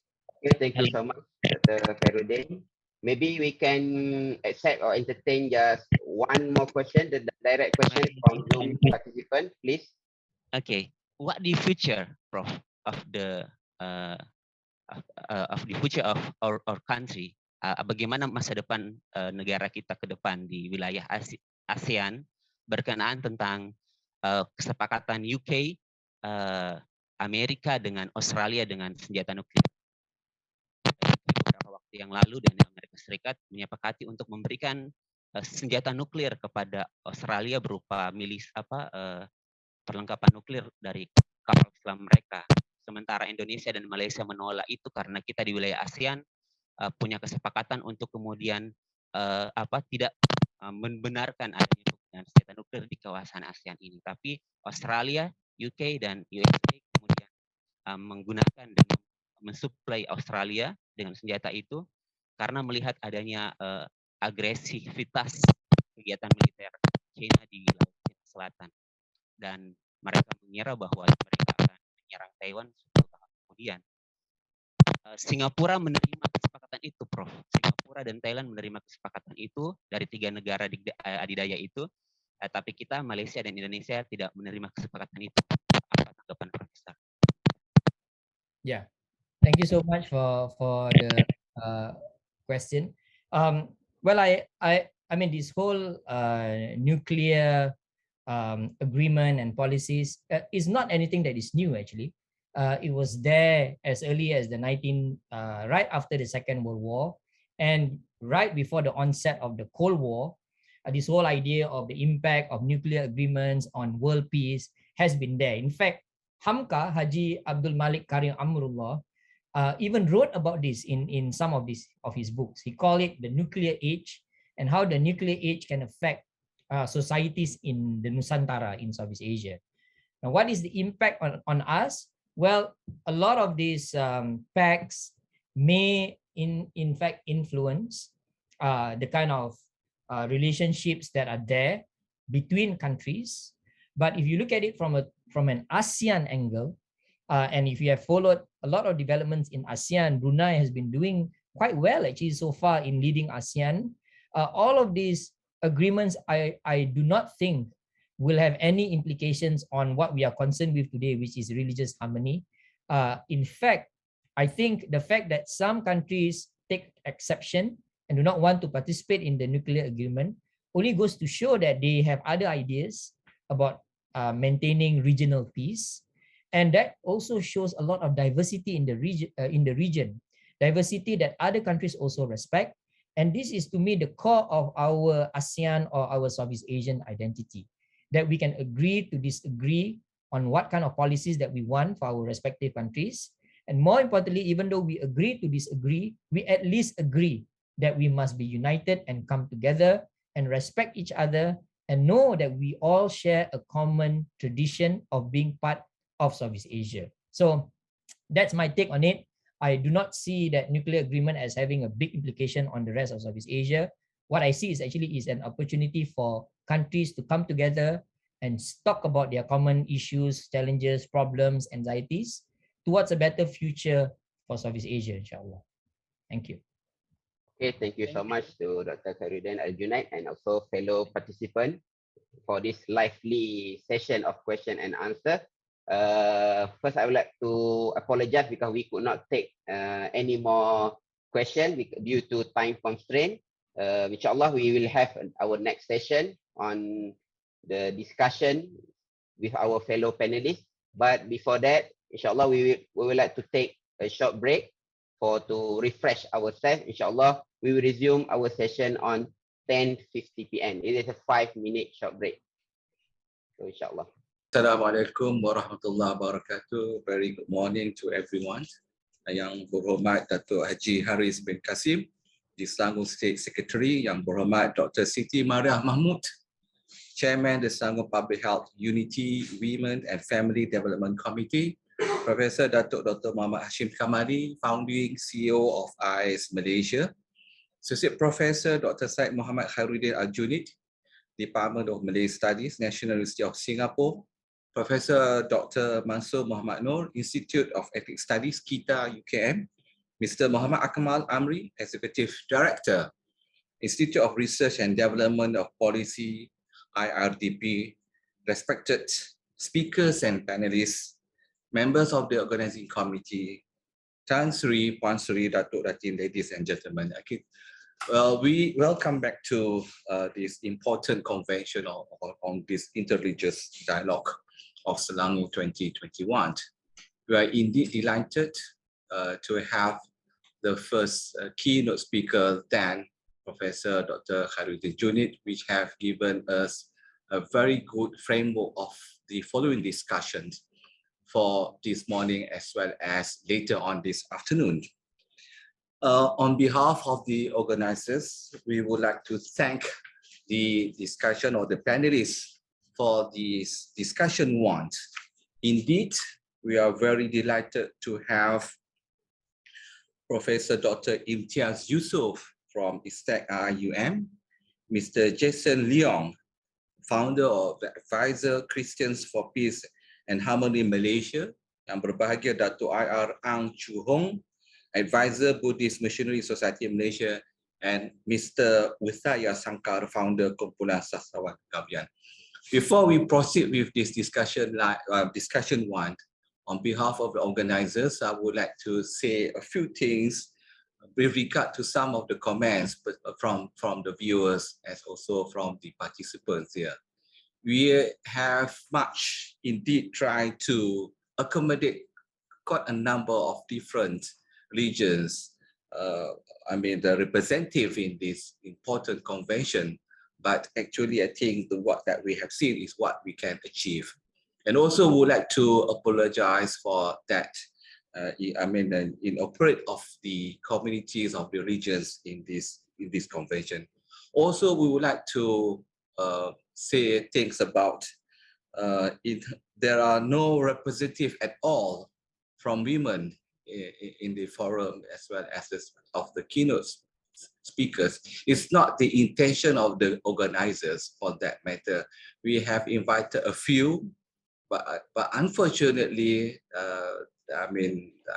under certain circumstances, they couldn't make it, and there's no replacement from that particular, panelists or speakers. So that also we would like to try to, to make sure that we try our best in the future to fulfill that. But it's beyond our mean to do so at the very last minute to accommodate all these things. So on behalf of the organizers, we would like to apologize for that shortcomings. Okay, we would like to start with this discussion one on religious harmony from different religious perspectives. Just before I pass over to the first speaker or panelist, Professor Dr. Imtiaz Yusof is an associate professor and deputy dean for students development and community engagement, and also coordinator Islam and Buddhism program at the International Institute of Islamic Civilization and Malay World, ISTAC, IUM, Malaysia. Dr. Yusof is also a senior fellow at the Prince Al-Walid bin Talal Center for Muslim Christians Understanding, ACMCU, Georgetown University, Washington, D.C., USA. Formerly, he was the director of the Center for Buddhist Muslim Understanding in the College of Religious Studies at Mahidol University in Thailand. He specializes in religion with a focus on Islam in Thailand and Southeast Asia, and also Muslim-Buddhist dialogue. Dr. Yusof has contributed to the Oxford Encyclopedia of Islamic World in 2009, Oxford Dictionary of Islam in 2003, Encyclopedia of Quran 2002, and Oxford Encyclopedia of Modern Islamic World in 1995. He was also the special editor of the Muslim World, a special issue on Islam and Buddhism, volume 100, numbers 2 and 3 in April and July 2010. Can I have Prof. Imtiaz Yusof, please, to start for this presentation, perhaps in 20 minutes. Prof. Okay. Imtiaz, please. Assalamualaikum, Bismillahirrahmanirrahim. Yang Berhormat Haris bin Kasim, Yang Berhormat Maria Muhammad. Thank you to Professor Kamali, Professor Muhammad Azam for inviting me to this session on Selangor Interreligious Dialogue Convention 2021. Thank you for the introduction. I need to add a little bit more to that. I was born in Tanzania, and I'm a British citizen. I was educated in India and the United States. I'm a student of Professor Faruqi and Professor Ayub, who passed away recently. I lived in Thailand for 30 years, and I moved to Malaysia just 2 years ago when I came to join ISTAC. I speak 6 languages, so in a way, I say I was globalized before globalization, because the present globalization, as Professor Khairuddin Junaid was mentioning, is Pepsi Cola globalization. Having heard to Professor Kamali and to Professor Khairuddin Junaid, I think they have really covered the whole topic very, very comprehensively. I would just like to mention here that when we talk about interreligious relations in Asia or Southeast Asia, harmony is an important value in Southeast Asia or in Asia, and dialogue is a remote concept because harmony is the way in which people have been living together in Southeast Asia, and this is as I have seen. So I emphasize on harmony, and then Southeast Asia is made up of 2 major religions, Islam and Buddhism. 42% of Southeast Asia is made up of Muslims, and 40% is made up of Buddhists. So they make up about 82% of the total population of Southeast Asia. And this is important for the dialogue between Islam and Buddhism. And so there's a need for understanding between these 2 religions. Now, Muslims, continuing with what Professor Khairuddin has mentioned already, I would like to add to it that Muslims studied Buddhism and other religions much before the Western scholars started studying about Buddhism or Hinduism. We know about Al-Biruni, we know about Shahrastani, Rashaddin Hamdani, Hafiz Abru, who studied Buddhism and Hinduism. In fact, they studied Sanskrit and they studied other languages.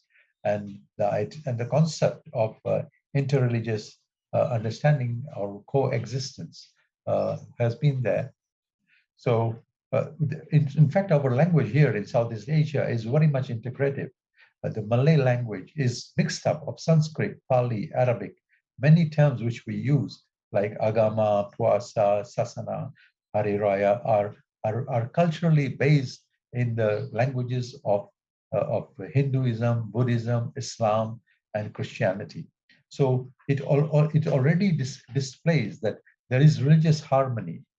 Religious harmony is an important dimension of living in Southeast Asia. So when you look at the world of religions, Southeast Asia is an important cosmopolitan region, as Professor Khairuddin already mentioned. So my thesis is this, and I take it from the Quran, that where the Quran says, "Laqad khalaqnal insana fi kabad," we have created human being in a life of struggle and hardship. Yet, to address this issue of struggle and hardship is to be done by ta'miruna bil ma'ruf wa nahi anil munkar, that is enjoining what is good and believing in Allah subhanahu wa ta'ala. So Islam is basically a religion of moralistic monotheism, which emphasizes on peace, both inner peace and outer peace, justice, equality, fraternity between human beings. Currently, we see the rise of Islamic radicalism or radical Islam, and that has led to the perception that Islam is a religion of violence. When I was teaching in Thailand, I used to teach Buddhist monks, and they were so afraid of studying Islam because they thought Islam is a religion of terrorism, and this image has become kind of as a stereotype, and Islam is seen as inherently politically aggressive and threat to peace. So there is a partial understanding of Islam and of Islam among the non-Muslims who live in this part of the world, especially the Buddhists. My experience with teaching at the Buddhist university, Buddhist monks university, in the end, what I found that their attitude changed after studying Islam with me, and then we found that we have the common sharing of the concept of tolerance, which is tasmo or kanti in Sanskrit. But the problem is that when they see on the TV the lack of democracy in the Muslim world, authoritarianism, and the role of superpowers and the suffering, largely today, the majority of the refugees who are going to the West are made up of Muslims.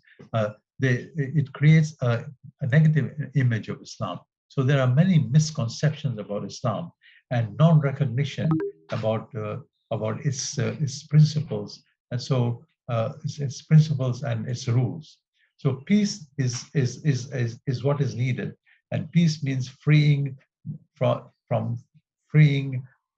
the skillful management of competition and conflict through systems of checks and balances and institutions, so that we can introduce peace and manage social conflict, so that managing social conflict through the means of peace as a means of the end of freer commerce, prosperity.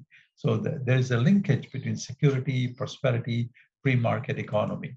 Now, Islam, when we look at Islam, again, Islam views reason and passion as complementary aspects of human being to be integrated through faith and practice of Islam. Reason has a right, reason has its own role and is not sacred, and passion is a source of disruption and injustice. So there is a need of balance. Islam talks about the importance of maintaining balance. So once we have balance, then we have a society which is guided by revelation, law, and it is a society which is integrated. The Quran comes up with many examples of rebelliousness, like Quran teaches about Musa alayhi salam, Prophet Moses, is asked to go to Pharaoh because he has rebelled. So rebelliousness is the cause of the absence of peace and social conflict. So Islam is a religion which emphasizes on justice, on shura, equality, and to be able that good life is available for everyone. In Islam, peace is not only absence of war or oppression, but peace is important as a condition for human flourishing. Now, peace in Islam, like all other in other religious scriptures, has to be promoted both internally and externally. And the Quran is a book which emphasizes on promotion of peace and not promotion of war. Quranic verses make direct and indirect references to making and building peace. The very first verse of the Quran, Bismillahir Rahmanir Rahim, talks about Allah subhanahu wa ta'ala as being beneficent and merciful, Ar-Rahman and Ar-Rahim. If you look at the concept of peace for the role of peace for managing social conflict or building social harmony, in the Quran makes difference between qital, fighting, and jihad. Jihad is not, there's a misunderstanding that jihad means fighting. As Muslims and the readers of the Quran are advised to become peace-loving people and not warmongers.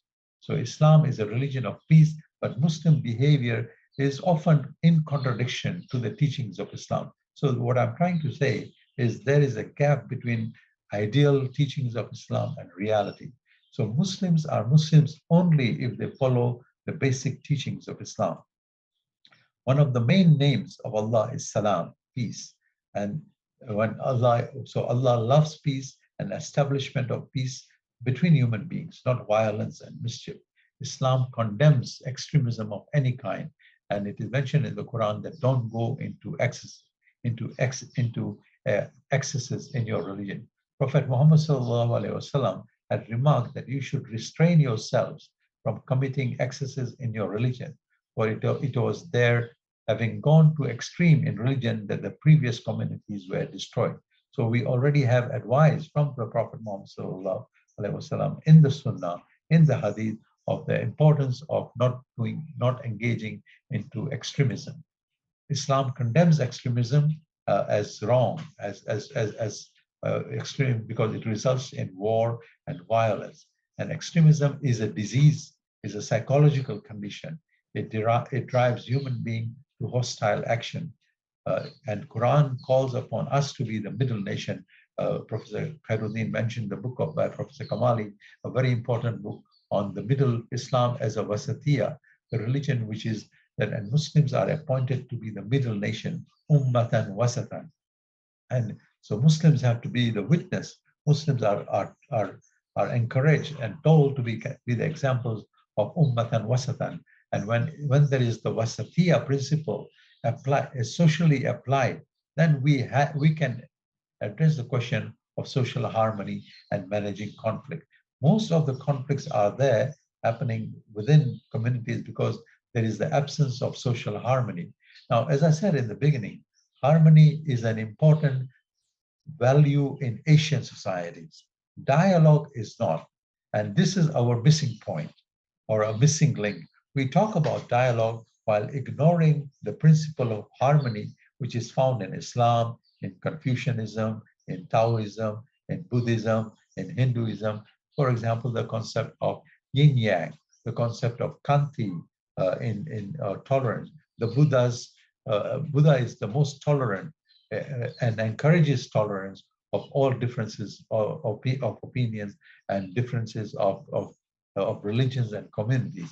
So Islam, in the same way, just as Buddhism calls itself as the religion of middle way or middle path, Islam is also the religion of middle way or path of moderation, which opposes extremism, in opposition to extremism. So moderation is to refrain from extremism and violence.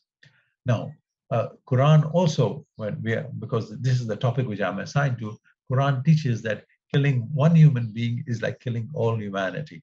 If someone kills another person, unless it is in retaliation for someone else or for causing corruption, it is as if he has murdered all mankind. Quran 5, Surah 5, verse 32. And death penalty is permissible only in the case of seeking justice for murder.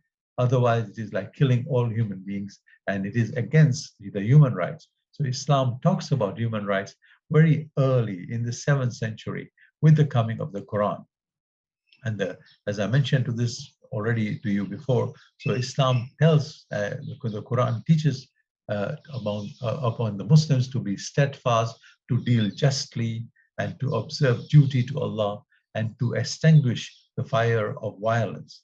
Because the Quran in the same chapter 6 teaches that each time they kindle the fire of war, Allah extinguishes it.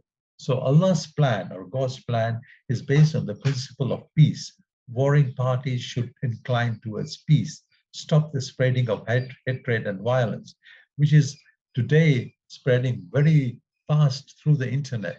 And when you look at the internet and what is there on the YouTube, there is so much of, sorry for my word, so much of rubbish talking and rubbishing of other religions and other communities, and the rise of fascist forces, which are creating tension between religions, between Islam and Buddhism, Islam and Hinduism, Islam and Christianity. So it is important that we stop the spread of social friction. I'll skip this one. And Quran only allows war in the case of defense. So it says, fight in the way of Allah against those who fight against you, but do not begin hostilities, because Allah does not love aggressors. And the Quran also teaches that repel evil with that which is better. Now, the word jihad has been corrupted. The word jihad has been corrupted because it does not mean war, rather it means inner struggle.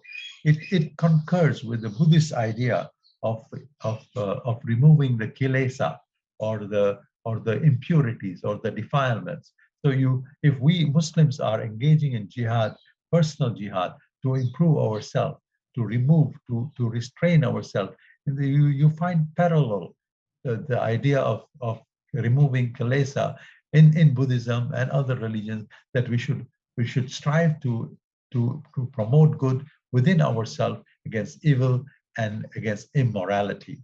So, as I said, Islam is a religion of moralistic monotheism. And Islam also, the Quran also teaches, and the Prophet Muhammad ﷺ also teaches about the path of reconciliation. When Prophet Muhammad when the Meccans opted for making war against the Prophet and Muhammad in Medina, the Quran advised the Prophet, if enemies incline towards peace, do make peace with them. Put your trust in Allah.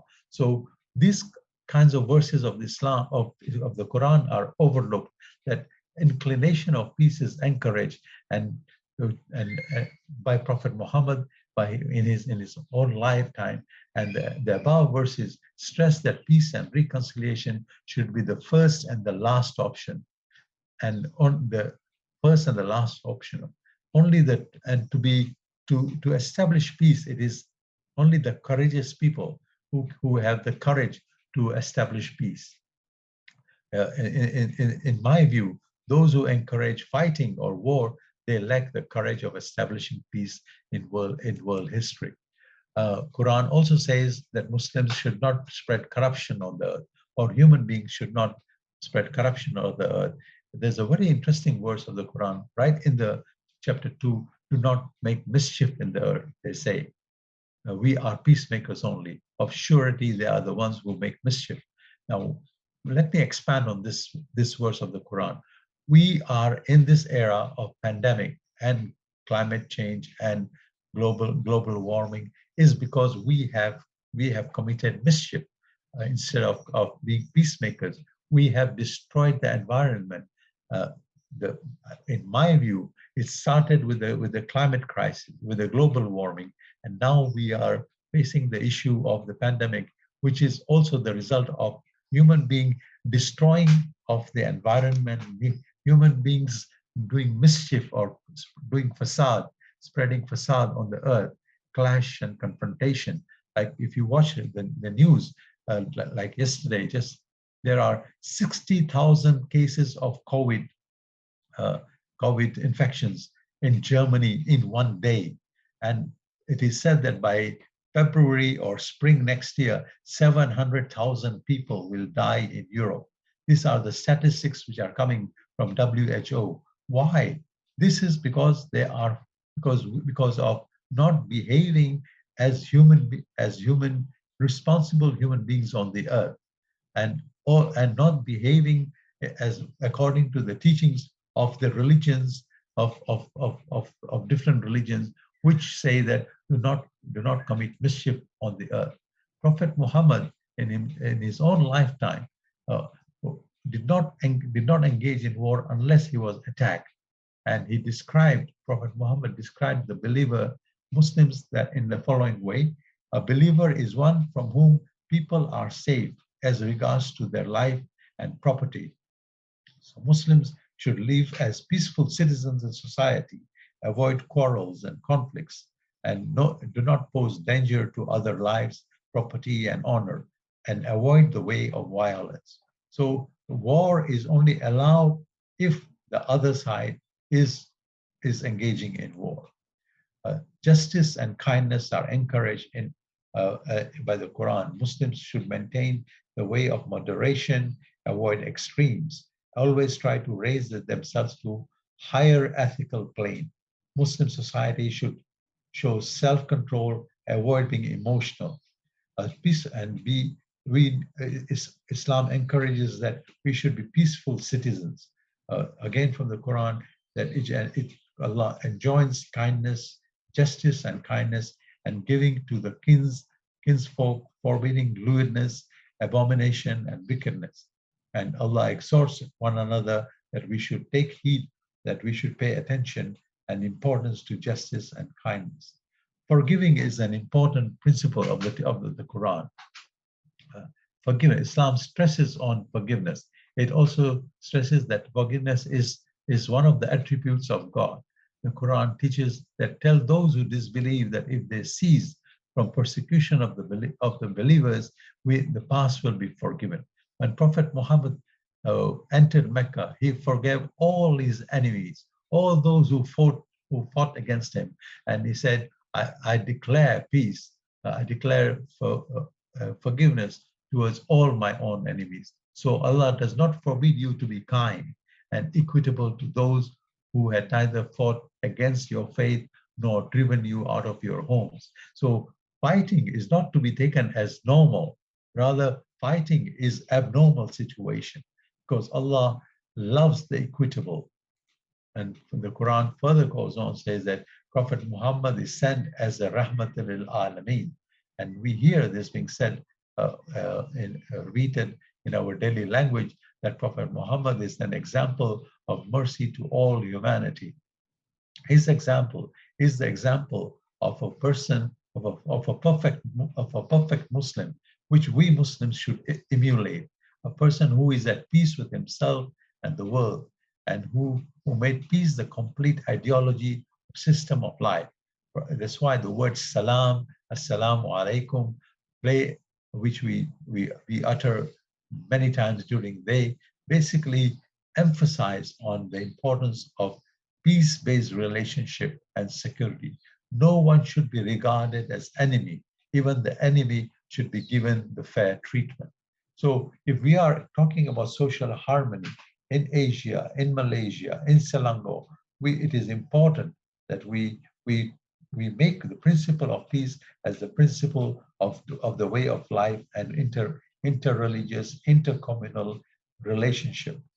And Prophet Muhammad himself, during 13 years of his life in Mecca, did not engage in fighting with anybody. And it's only he engaged in war only after going to Medina, because they came to attack him there. This refers to what Professor Kamali already mentioned about the constitution of Medina. is very interesting. In the Constitution of Medina, which Prophet Muhammad defined social relations with the non-Muslims, with Christians and Jews, and the first idea, the early concept of ummah included the non-Muslims in the concept of ummah. So ummah is not restricted only to the Muslim community. The non-Muslims are also the part of ummah. Unfortunately, today, our understanding of ummah is very exclusive. It is not inclusive. And Islam is a religion which is an inclusivist religion. Islam is a religion, even if I would go further and say that Islam is a religion of religious pluralism, because Muslims have studied other religions more than people of other religions have studied different religions, including Islam.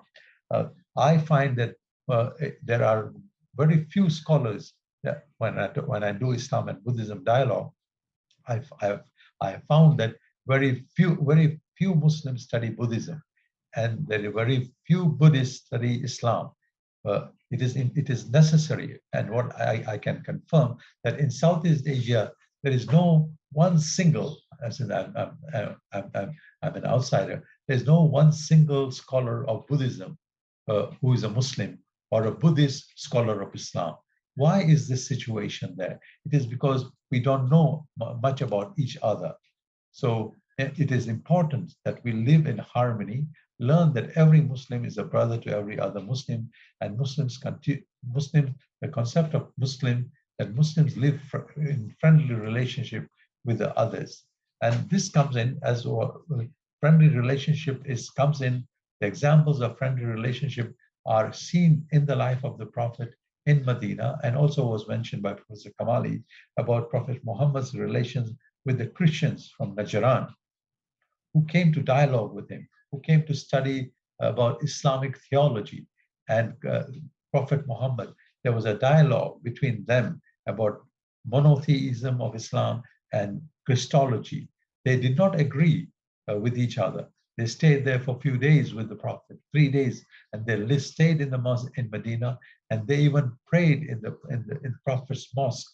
And this is the first instance in the life of Prophet himself, the first instance of inter-religious peaceful dialogue between Muslims and Christians, and which is also emulated as Muslims spread out of Arabia. So when they came to India, when they came to Afghanistan, when they came to Iran, they included the people of other religions. They expanded the concept of Ahl al-Kitab to include the Hindus, to include the Zoroastrians, to include the Buddhists. But unfortunately, today our scholars, today our ulama don't mention these historical precedences which we have in the history of Muslims, that the concept of Ahl al-Kitab is an expanded concept. It includes people of all religions, even the Orang Asli people. They are included because Islam talks about building peaceful relations with the people of other religions. And the issue is that we need, as Professor Khairuddin mentioned in his reply, that we need to change our curriculums in the educational institutions. We need to teach other religions. And we should study other religions from the sources of the other religions, and and the teachers of other religions. I like to learn about Buddhism from Buddhist monks. Buddhist monks should come and teach about Buddhism in Muslim schools, in Muslim universities. Unfortunately, we have this cultural fear. I take the word from Professor Khairuddin, cultural fear of the other. But actually, we should not have this cultural fear because our religion encourages dialogue with other religions. And even we can have disagreement. And we saw that in the life of the Prophet, that they disagreed with the concept of monotheism with the Prophet Muhammad, but Prophet Muhammad did not force them. And he said that Prophet Muhammad said that they and send them back with respect and honor. Though in spite of disagreements with the Christians of Najran. And he made a treaty with them that the treaty says that the lives of the people of Najran and its surroundings area, their religion, their land, their property, cattle, and those of them who are present or absent, their messengers and their places of worship are under the protection of God and guardianship of his prophet. This present state shall neither be interfered with, nor their rights meddled with, nor their idols deformed. No usku bishop will be removed from his office, the intention being that no change in whatever state everyone is shall be made. This is direct quote from Prophet Muhammad's treaty with the Christians of Najran. So Islam respects religious freedom, freedom of religion, so that everyone is free to practice their religion. And we see that that being practiced in Muslim countries, and in some countries there are conflicts, but the conflicts are largely because of political reasons. Conflicts are largely because of ethnic relations and not because of religion, because Islam, like all other religions, teaches about peace. The full text of the Najran Treaty is available on the internet if anybody is wanting to know more about it. So let me conclude here by saying that Muslims are advised to be the people of middle nation, ummatan wasatan, which is very important principle, people of the middle way who avoid the violence. Violence is ego-related problem. It leads to breakdown of personal integrity. So we have to be humble, we have to be simple, we have to be peaceful within ourselves and with others. The Quran mentions a lot about patience. I used to wonder, why does Quran talk about patience, patience, patience? Patience is to be learned. Patience is the way of learning and developing and forming our personality and forming the others, our students, our relatives, our neighbors, and in this way, building tolerance or interreligious harmony. Muslims should seek their Islamic objective in peaceful manner through and not through violent means. There is a need to reinstitute the instrument of arbitration or referendum if there are conflicts. Muslim minorities in the non-Muslim countries should also resort to dialogue and arbitration to resolve their disputes. So what I'm trying to say that Muslim minorities and non-Muslim minorities in Muslim countries or non-Muslim countries, both are currently vulnerable to violence. And it is important that the rights of minorities be respected, whether a country is Muslim majority or a Muslim minority country. Islam's message is that Muslims should get to know other nations and tribes. This was already mentioned by a previous speaker. And I like this verse of the Quran, and I will end with this, that when it is said to them, make not mischief in the earth, they say we are peacemakers only. Of surety, they are the ones who make mischief, but they realize it not. And we are seeing the result of the consequences of doing mischief with on the earth in the form of the life of the crisis of the pandemic and the way we are living today. We are living under the stress of COVID, and we are living isolated and alienated lives. And this is not normal.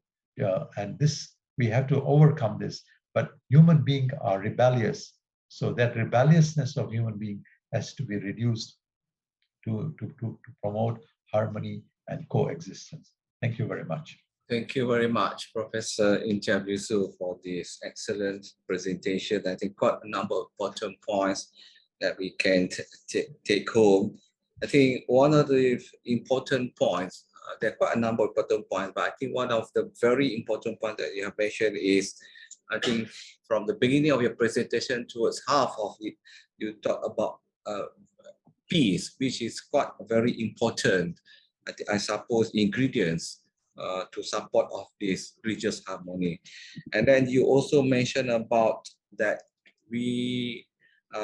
Islam never advocates this extremisms, and war is far away from the dictionary in Islam except for defensive. And you also have mentioned about Islam advocates moderation. I think, I mean, the book by Prof. Kamali is an example.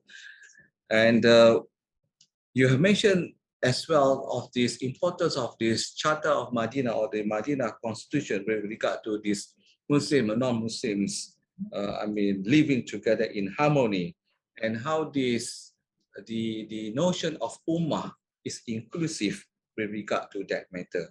And you have given us some of the the remarkable conclusion with your presentation. Thank you very much, Prof. Imtiaz.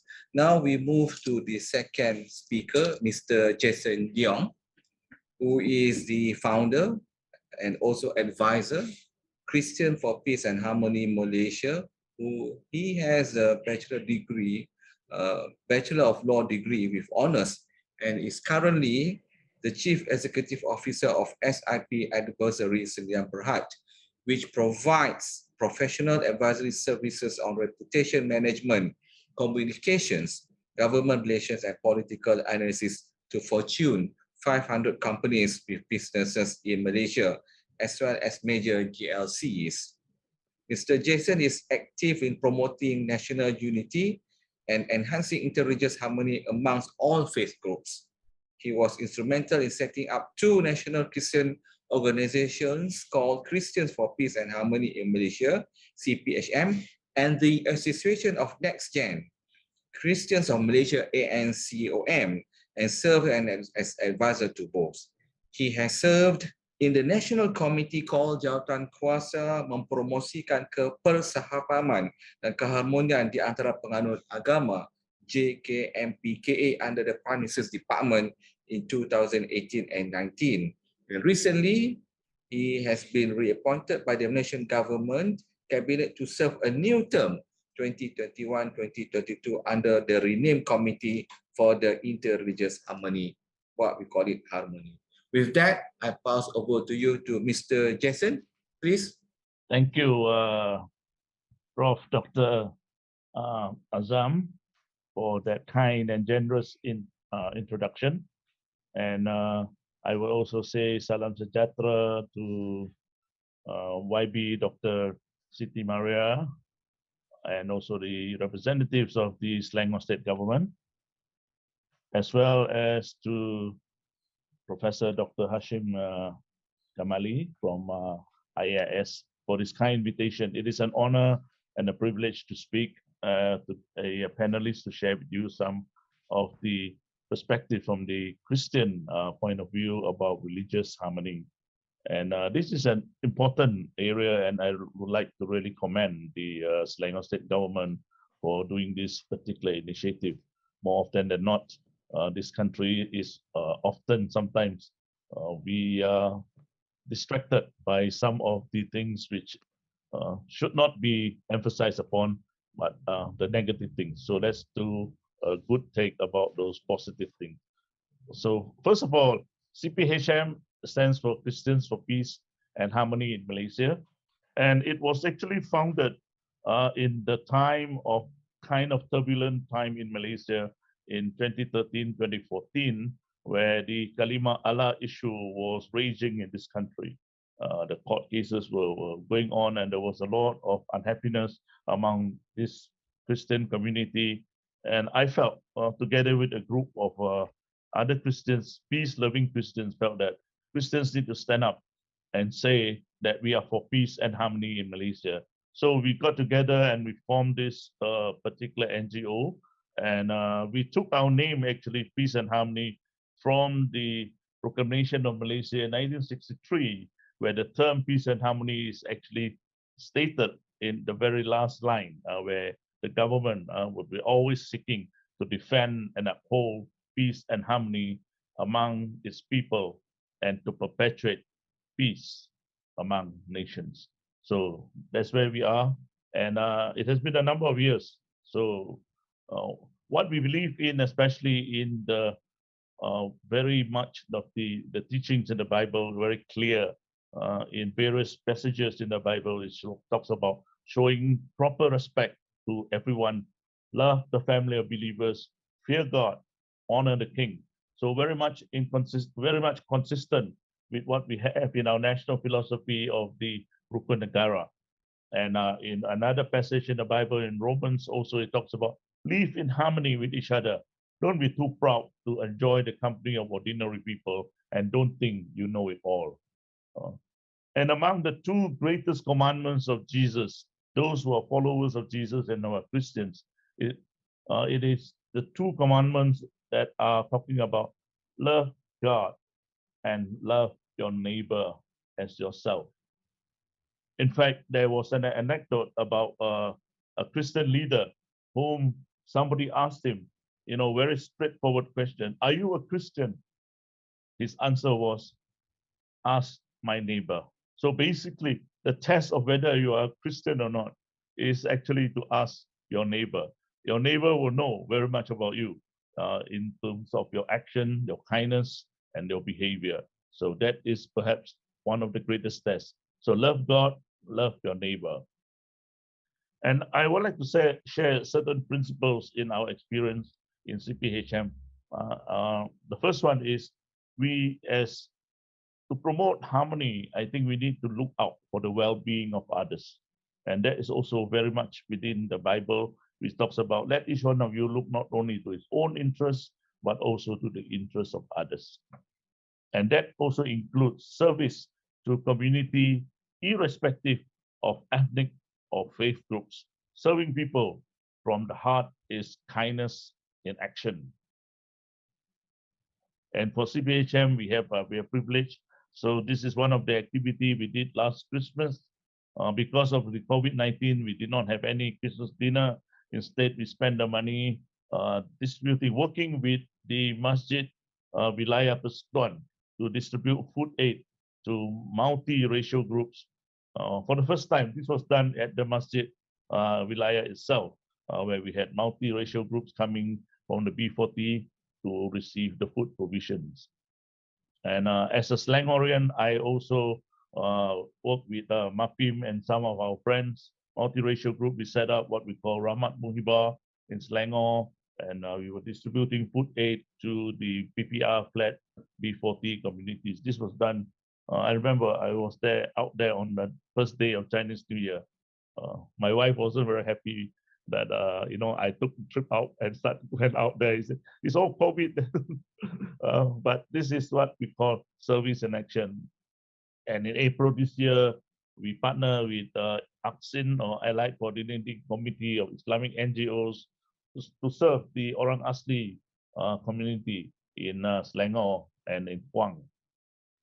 And one of the biggest initiatives that we did under CPHM and under NCOM was to work with Suci Foundation, as well as 19 other NGOs, multiracial, multi-religious NGOs, to raise funds for this is what we call the Malaysian Solidarity Fund against COVID-19, where we, in the span of about 5 months, we raised 31 million to benefit 56 public hospitals, as well as provisions to 50,000 over households. And we we completed it with the highlight of what we call the Raising Hope concert, where we had multiple multiracial artists from Malaysia performing for free and to raise funds for this particular initiative. And we even have a Bollywood star all the way from India who was so moved by our initiative that he wanted to contribute. And there were also artists from China, Singapore, and Taiwan who felt that they also want to contribute to this. So we had this particular initiative. And of course, we have Buka Puasa earlier before pandemic. And we have also supported this particular man called Nazir Abbas. He is a long distance runner who will run from Alostar to KL, 500 kilometers over a span of 12 days, so that he can reach on August 31st to celebrate Merdeka Day at Dataran Merdeka. We have done initiative to appreciate our police as security forces, especially a shout out needs to be given out to our PDRM and our security forces, because many times the work is not seen and it's not heard and nobody talks about it. But I know, because as a leader of the Christian community, the police are in constant touch with me. at any Christian major festival, Easter, Christmas, they will come around and they say we are increasing a patrol surveillance around all the churches. Have you heard anything? We want to make sure that when you celebrate your Christmas and your big festivals in church, we want to make sure that everything, the security is there, no untoward incident happens. So they go around checking and increasing, but the work is very much appreciated. Because of their work, we can celebrate our religious festivals in peace and harmony and in total safety and protection. So this is very important. And thirdly, we need to speak kindly to other people and respect their religions. The Bible says that the tongue and the power of words has the power of life and death. You can build up a person, or you can actually kill a person, kill the spirit, kill the soul, kill the enthusiasm if we speak unkind words to each other.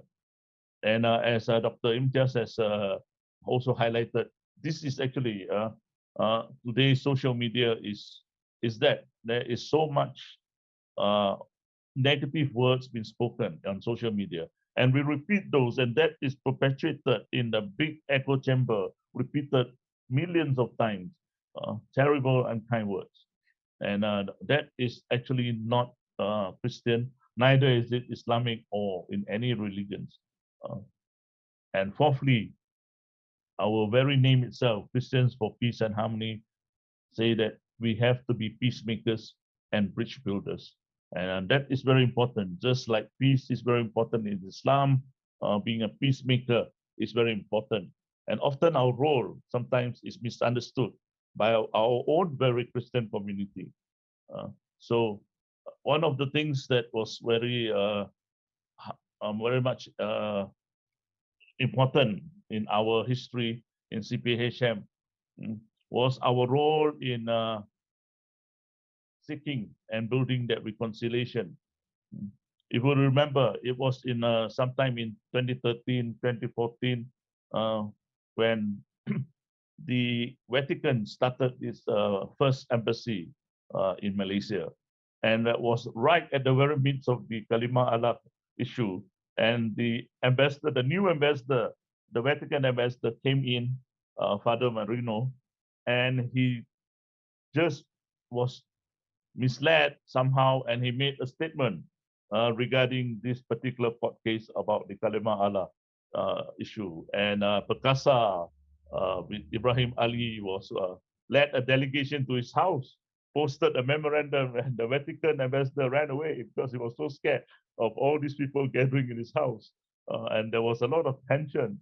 But we reached out to both of them and managed to persuade the ambassador to release a statement of apology, because he did not understand the situation in the country, and as a diplomat, he should not have commented on things which are of our internal affairs. So they made up finally in our CPHM National Banquet for Peace and Harmony in 2015. And there you are, you can see the photo, Father Marino with Ibrahim Ali. And on the same year itself, I think Ibrahim Ali also invited the ambassador to his house for the Hari Raya. So that was a major point, a highlight in the CPHM, where we reconcile parties like this. And in the following year, in fact, Ibrahim Ali and CPHM, we organized another dinner where we invited about 400 multiracial groups to attend.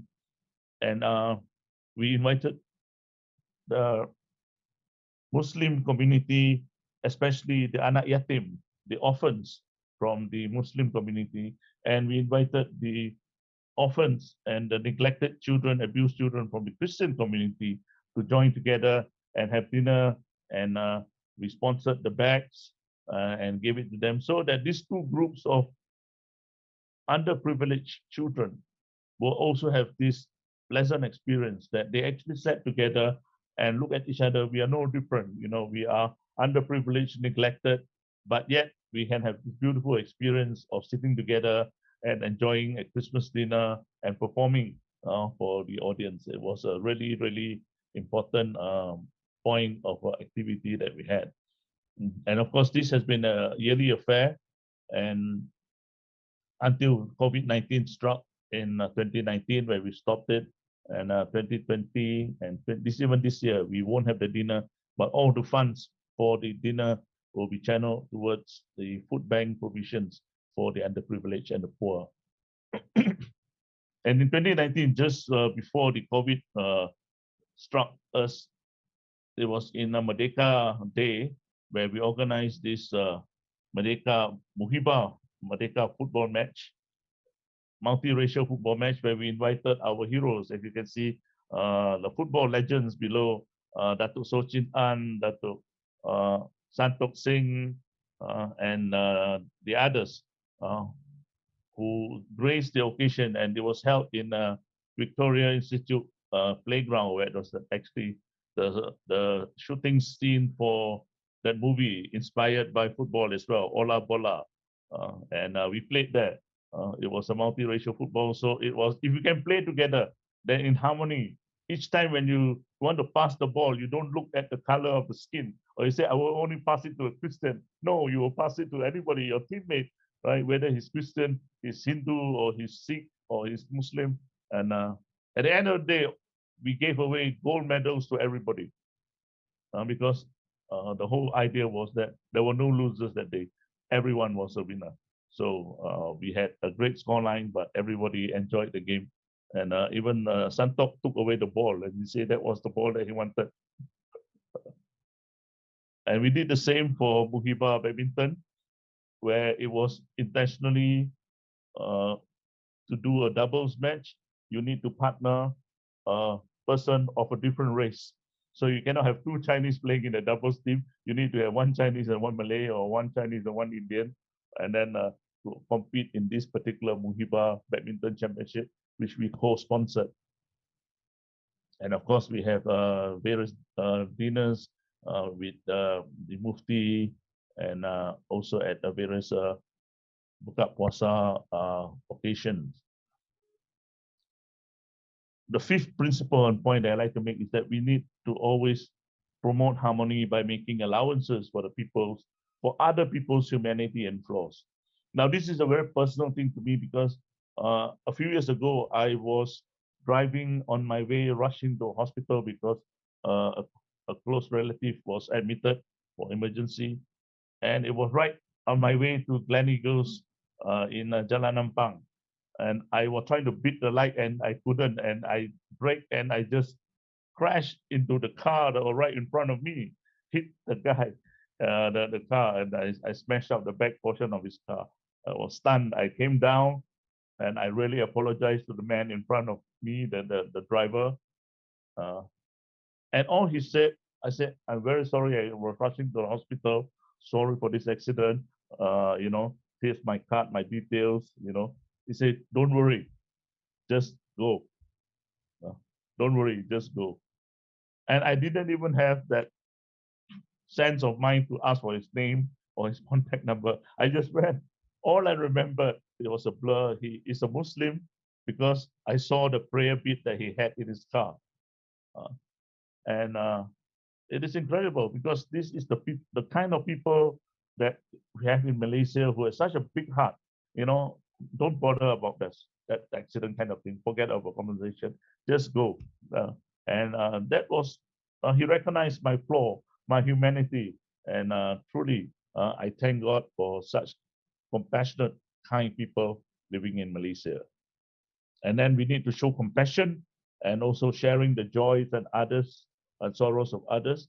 This is important because Jesus in his life always showed compassion for the weak and the marginalized.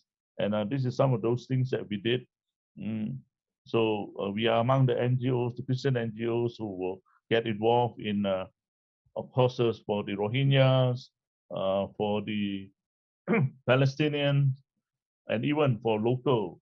When the terrorism incident happened in Christchurch,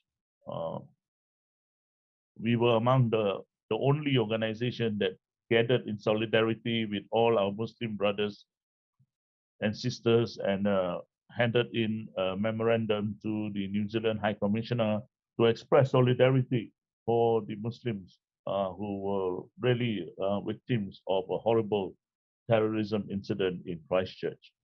And also with firefighter Adib, and also the fire department who was involved in another incident of tragedy. And lastly, just like Dr. Imtiaz has also mentioned, forgiveness is really central in Islam. And I agree, because forgiveness is also very central in Christianity, because Jesus has always said that it is because of the sins of man that he come, so that he can bring forgiveness and reconciliation between man and God.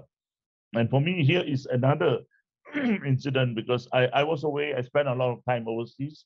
At one time, I was staying in New York, and I was invited to a party by one of my friends, American friends, and I went to this apartment where the party was, and it so happened that it was actually a Yom Kippur party, because my friend was a Jew, so it's Jewish.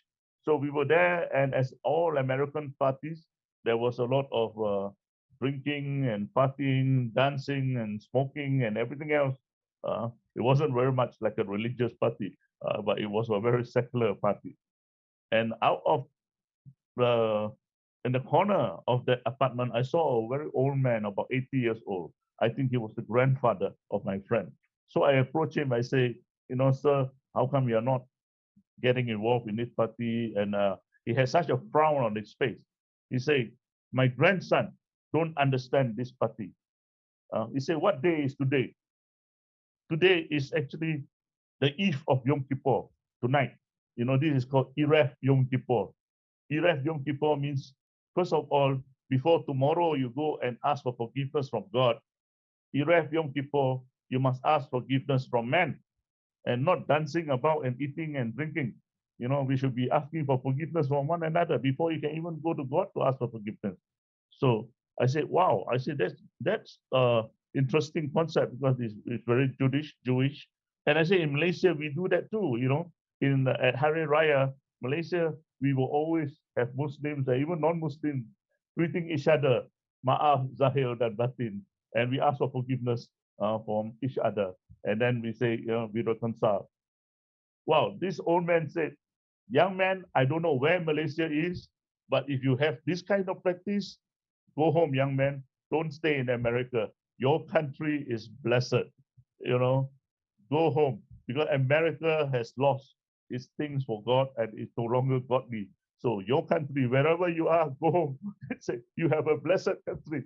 And truly enough, over that, many years later, I spent 15 years away from home, and I finally returned. And this is truly a beautiful, wonderful country. Despite all the things and disillusionment, disappointment that we have, sometimes broken dreams, but it is still a very beautiful country and blessed country. And here we are. This is a country that we must continue to preserve and struggle and push for the peace and harmony. So these are the 7 points that I want to leave with you. Thank you very much for the opportunity. Okay, thank you very much, Mr. Jason. So this is a kind of Mr. Jason who has been working very hard in promoting peace and live in harmony between Muslims and non-Muslims in particular. I think he has shared with us the 7 important points with regard to this. I think there are quite a number of few things which I think is quite practice. We have practices in common among regions, as you have mentioned that how these 2 greatest commandments of Jesus with regard to love God as well as love your neighbor. I think this is very indeed happening in all religions, I suppose, and including Islam, as what we believe. So, and this is very important. And also we have mentioned about Christians can also promote harmony and of course speaking kindly to other peoples and respecting others as well, their religions, being peacemakers and bridge builders making allowances for other people's humanity and flaws, and shows compassion as also being forgiving. I think there are quite very important 7 points that you have raised. I think we are very blessed with what you have been doing under the CPHM, and we hope that you keep that good work, Mr. Jason. Now we move to Yang Berbahagia Datuk IR Ang Chu Hong, who is the advisor of Buddhist Missionary Society Malaysia. He's also the chairman of Yayasan Belia Buddhist Malaysia and the president of Buddhist Research Society Malaysia. Dr. Ang is also the author of several books, namely Religious Life in Contemporary Society, Little Stories of a Great Monk and Applied Buddhism, and others. With that, I would like to pass over to Dr. Ang, please. Thank you, Professor Dr. Muhammad Azhar, fellow panelists, and dear friends. Thank you very much for giving me this opportunity to say a few words about harmony from the Buddhist perspective. I think this topic is very pertinent because we are living in a multi-faceted society, multi-racial, multi-ethnic, and so on. And it is a norm. It's a norm that has been with us all the time. It is not only, we are not only plural today, we have been pluralistic all the time. You heard just now that the Malacca Sultanate, where 83 languages were spoken, with Bahasa Melayu as the lingua franca. And then we had earlier the Bujang Valley, also cosmopolitan countries where traders from China, India, Arabs, and the Nusantara met to trade and so on. So multiculturalism is the norm, and to maintain peace in this norm, we need harmony. And this word harmony actually is very relevant to Buddhism, because Buddhists are advised to follow the Noble Eightfold Path. The Noble Eightfold Path, we say, for example, the first one, right understanding, Samma Ditti, Samma Sankappa, right thoughts. This word was translated as right, R-I-G-H-T, correct. Recent scholars, some scholars translated this word as harmonious. This word Samma is more or less the same as Bahasa Malaysia Sama, which means comprehensive, harmonious, righteous. Okay? So it is very much in accordance with Buddha's teaching. Today, I would like to share with you from 5 perspectives about this topic, harmony. We talk about religiosity, we talk about freedom of religion or liberty, we talk about tolerance, we talk about peace, and finally, we talk about the practical applications. So, let me begin with this topic on religion or religiosity. We all belong to certain religions. And religion actually is an organized form of rituals, scriptures, dogmas, or precepts, or mythology. It's an outward search and manifestation. Whereas religiosity, or you can use other words like humanity or the meaning of life, is an inward search, a search for personal perception, for direction, for purpose, for values, for happiness, and principles of interaction with all external parties. Now, with the advent of the human civilizations, many great personalities emerged on this planet Earth. And these great personalities, they actually experience something by themselves, the true meaning of life. And then they share this with us. And in the process of sharing, they have to convert their actual experience into words, which unfortunately, when converted into words, sometimes we don't receive them properly. And in that process, philosophies or religions emerge. But anyway, religion is still necessary for us to come closer to religiosity. But much too often, we are lost. we lost ourselves along the way. So we are more interested in the peripheral of a religion rather than the inner part of the religion. So instead of religiosity, people today are fighting over religions, each trying to exert our own identity, to uphold this label, which we hold it so sacred. Okay? And true harmony can only emerge if we start going back to the fundamentals. To look inwards, to look for perception, direction, purpose, values, happiness, and principles of interactions with external parties. Therefore, we must always examine ourselves whether we are following a religion and trying to get closer to the true meaning of a religion, or we are staying at the peripheral of a religion and started fighting with one another. So true religiosity is not so much to exert our identity, but more to impose our views on others, or to think what is right for others, or to belittle others, or to claim superiority. But true religions entails us to, the Buddha says, avoid evils, do good, purify the mind. An important word here is purify the mind. Avoid evils, do good. All philosophical systems taught us about that. But it's also important that we watch our mind. I will talk more about that when we come to the practical aspect. Next thing I would like to talk about is liberty, or freedom of religions.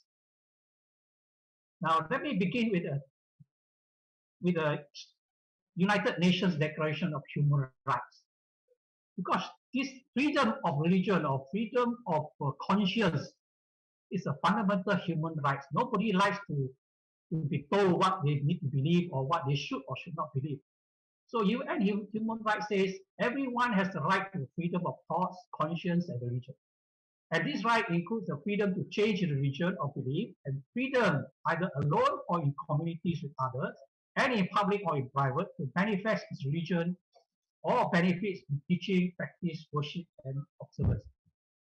So in our Malaysian Constitution, Article 11, similar provision is given that everybody has the right to profess and practice religions. Of course, subject to certain other sub-clauses. When we talk about freedom of religion, this is always upheld in Buddhism. There are said to be 6 virtues of 6 nama in the Buddha's teachings. We say Swakato Bhagavata Dhammo, Sanditiko, Akaliko, Ehipasiko, Opanaiko, Pachantamberitabu, Vinyuhiti, altogether 6. And one of them is Ehipasiko, inviting people to come and see.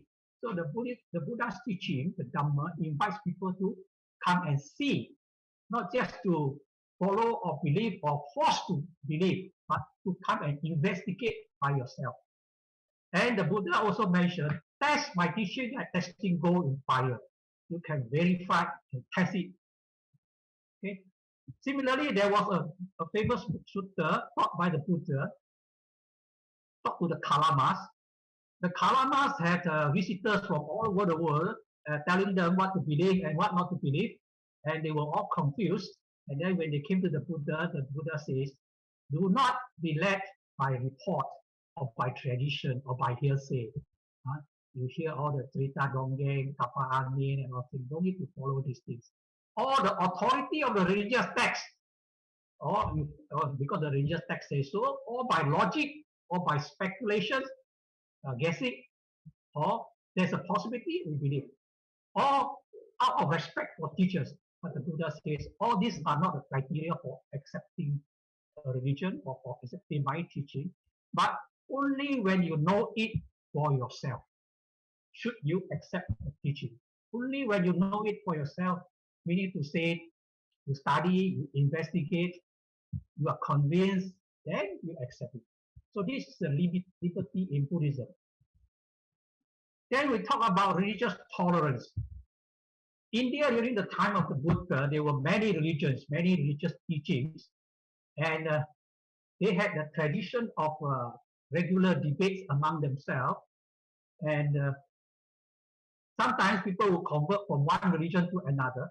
So one disciple of Niganta Dattaputta by the name of Upali, a well-known disciple of Nikanta Nataputta. He was very well educated by Nikanta Nataputta. He came and debated with the Buddha, and eventually he wanted to convert himself to follow the Buddha. The Buddha advised him, think carefully, think carefully. You are a very well-known man. Before you make a decision to convert, think carefully. Okay. Finally, Upali still wanted to become a Buddha's follower, and then the Buddha advised him, but I accept you on condition that you must continue to honor, to support, to give alms to your former teachers. This is the way to promote harmony. People convert, you can convert, but don't run down your previous religions. It does not serve a harmonious society well. Dr. Tajuddin from UCSI mentioned that there are 3 ways people have accepted a religion, either by traditions, or by conversion, or coercion, or forced to. And majority of the people by traditions. And those people who converted from one religion to another are minorities. Very few people out of conviction converted. So if out of conviction you convert, by all means, but there is no need to run down your antecedent religions. So this is what the Buddha advised Upali. And General Sinha, also another follower of Nikanta Nataputta, also converted to follow the Buddha, and the Buddha gave similar advice. The Buddha gave an example that if you belittle others, it's like spitting into the sky. Okay? Now, in this world today, we have many religions. Not only religion, every religion got sects and got subsects. Okay? So there is no need to claim superiority or the monopoly of truth. Well, I think most religions would like to say, I'm the truth. The Buddha's advice is, if you say, I am the truth, and stop there, you are still upholding the truth. But if you say, I'm the truth, and all others are false, then you are not upholding the truth. Okay? So we can always claim that ours is the best, okay? But there is no need to say that others are lousy, okay? So this is a way we can promote inter-religious tolerance. And my hope is that it's not only from tolerance, but we have to come to the stage of acceptance, accepting people as what they are. And not only accepting, one day we must come to a stage where we can celebrate this difference, where we can accept that this is the norm of life, the norm of the world today. We are pluralistic in nature. Not only human beings are pluralistic, even plants and animals are all pluralistic in nature. Though we talk about religions is for peace, unfortunately, there are also many times when religion contributed to wars. Okay? So, and according to the Encyclopedia of Wars, 6.98% had religion as their primary cause. And this involved millions of people were killed in the name of religions. So this is very unfortunate. While we say we are promoting peace, people are being killed or killing each other in the name of promotion of peace. And this is not all. How about the other forms of violence or atrocities or suppressions, persecutions committed? They could be even more. So no wonder the atheist is having a ground now to condemn all the religions in this world. And if you look at the Pew Research report, I think the atheists will also grow in numbers and percentage by the year 2050. The Buddha says hatred does not cease by hatred. Hatred ceases by love alone. This is mentioned in Dhammapada verse 5, where the Buddha advised people to cease hating each other and to make amends. Okay? The Buddha also mentioned, if you continue to harbor hatred, oh, he abused me, he harmed me, like that, you will never find peace. Okay? So in the Buddha's own personal life, we know the Buddha and Devadatta tried to cause a split of the Sangha. But still, the Buddha did not harbor any hatred against him. Okay? And eventually, the last minute, Devadatta came back to the Buddha to ask for an apology. When the two countries, the Koreas and the Sakyas, they were about to go to war, the Buddha interfered and settled the disputes, advising them that, water and blood, which is more precious. And of course, blood is more precious, so don't fight. Okay? So the Buddha is not like what most Buddhists imagine, a reclusive meditating monk. He was also involved in settling worldly affairs, Korea and Sakya. When King Ajatasattu tried to attack the Vajrayana countries, he sent a minister to see the Buddha and try to get some hints or blessings from the Buddha. And the Buddha, through preaching the seven principles of non-regression, advised him not to attack the Vajji country. So eventually he did not attack the Vajji country. And King Varidabu attacked Kapilavatthu, the home country of the Buddha. So twice the Buddha stopped him. Okay? Only and the third time he succeeded. Okay? So this is the love of peace. Now I would like to share briefly. Just now we talked about those ideas. You may say it's just conceptual or theoretical or intellectual, like what was mentioned by the keynote speaker, Dr. Khairuddin. Now we must come to something more practical. Okay? I think there are a few things that we can do to apply to have harmony in our society. Number one is to mind our mind or to guard our minds. Although we claim to follow certain religions, like what I mentioned right from the beginning, we have certain religious label fixed on our forehead, but sometimes we don't guard our mind. So our mind can become polluted, or what Yes, also mentioned, we got a lot of kilesa, a lot of defilements which can pollute our mind. And when our mind is not pure, we can create problems. So that's why in the UNESCO preamble is mentioned, wars begin in the mind. And it is in the mind that the defenses of peace must be built. Okay? We can be followers of a particular religion and claim to be peace-loving, and yet we often, without watching our minds, act in an unkind manner to others.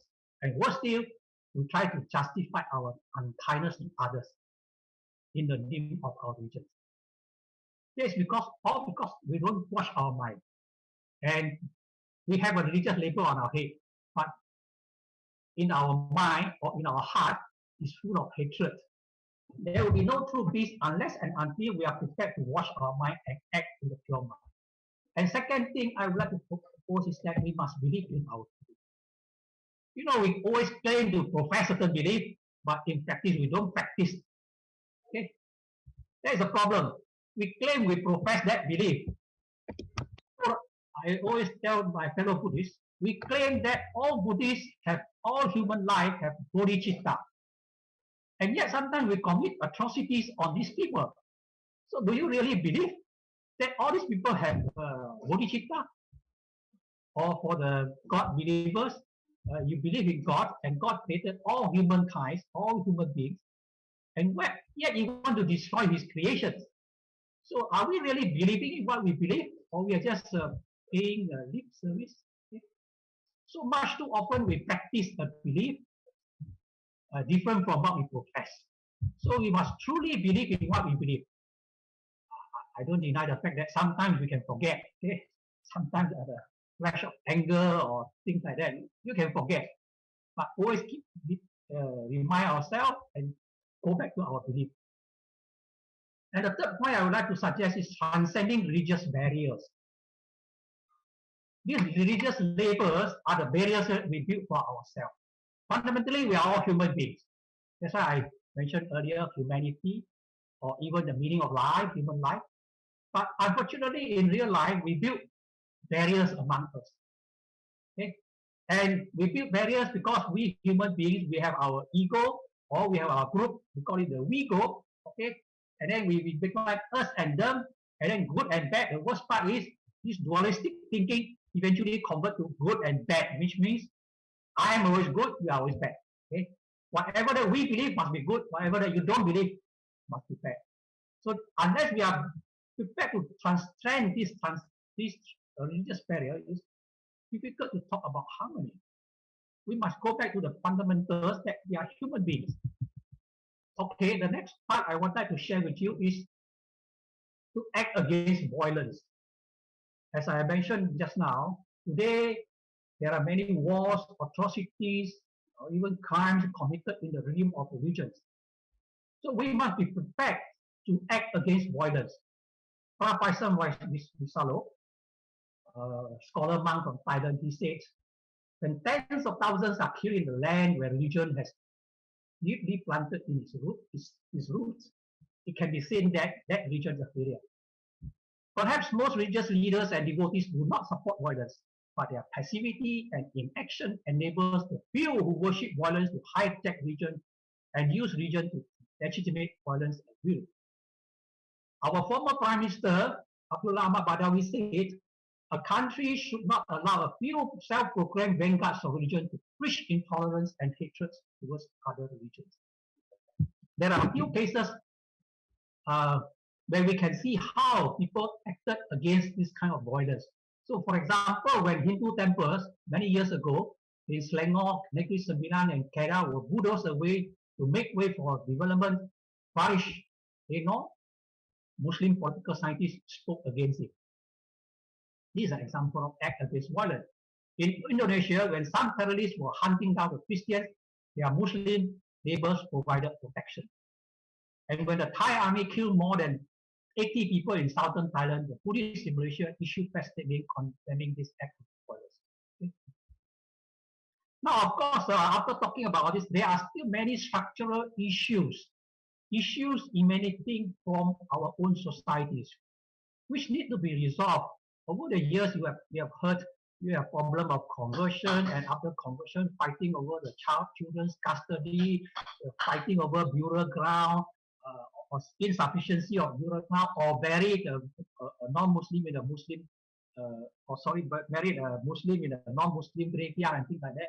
Property inheritance, even debate over the cross, or even the most recent one, the Tima issue, and so these things. And all these issues are issues that is damaging the very fiber of harmony in our societies. We can have a lot of big ideas, but a small thing like this, just like a small cut on the fabric that we have, a few more cuts will be able to destroy everything. So it's important that we must be able to prevent the issues rather than curing the issues. Finally, I would like to say that actually common people can act. Okay? We always blame it's the politicians who played out the issues. Okay, true, the politicians play out the issues, but why we should allow politicians to play out the issues? Who give them the political mileage for playing out these issues? The common people, because there's capital to be gained. If there's no capital to be gained, do you think the politicians would like to play out these issues? So, in a way, the common people are responsible. And then now you look at the internet, you have the hate speech and action, the cyber bullies, the whole cyberspace is infested with hatred. So how could you, how could we manage to have harmony if we allow all these things to go wild? See? So common people can counter these trends. Okay? And when we offer help, if we offer help across barriers, like what Jason Leong has mentioned earlier, then that would be definitely a very good way to help promote harmony. So, in conclusions, I would like to say harmony is possible if we do not do unto others what you do not wish others to do unto you. This is the golden rule. Okay? Thank you very much. I keep it to my time. Thank you. Okay, thank you very much. Dr. Ang, I think your conclusion is do not do unto others what you do not wish others do unto you. I think this is a very good conclusion of your presentation. I think Dr. Ang, you have shared with us quite a number of important points for us to take home among others, I think you have discussed about this importance of this religiosity pertaining to the Buddhist point of view, and also with regard to this freedom of religion under this liberty, as well as this religious tolerance. And I think you have also shared how this part of the world in Malaysia in particular, we have to take care of this. Of course, you also talk about love of peace, and I think whether killing in the name of religion is a thing that real. I think all religions does not teach this. And you mentioned about this harmony in practice, where you have shared quite a number of experiences and also examples of this. And I think in just before your conclusion, you have just said that don't blame the politicians. If the politicians that make use of these religions, we, the people, the public, should take care of this. I think we should watch out, and that will be quite important point from Dr. Ang. Now we move to Mr. Utaya Sankar, who is a well-known Malaysia writer and the founder of Kumpulan Sastrawan Kavian. A man of many talents, he was a news editor at RTM, Bernama Radio 24 and Sinar Harian, as well as a part-time lecturer at private colleges. He's very passionate about sharing stories, as well as the joys of language and communication with those around him. He grew up in the 1970s in Aulong Lama, Taipei, Perak, the same hometown of mine. And though his mother tongue is Malayalam, he's also fluent in Tamil and English. Mr. Utaya made the conscious choice to write books in Bahasa Melayu. He has several publications under his belt to date. Tirukral dan Mega Duta in 2018, Ramayana dan Mahabharata 2019, and Vetalam dan Vikramaditya in 2020, through which he hopes to introduce Indian classics to Malaysian readers. And his latest venture is the retelling, not a translation. He emphasizes of the Bhagavad Gita, the sacred Hindu scriptures, which are part of the epic Mahabharata, dating back to 200 CE. With that, I would like to call upon Mr. Utaya Sankar. Over to you, Mr. Utaya. Thank you, Doctor. Selamat tengah hari, good afternoon, everyone. Actually, my time is very limited. Don't worry, I will not go over 12:45. That I promise.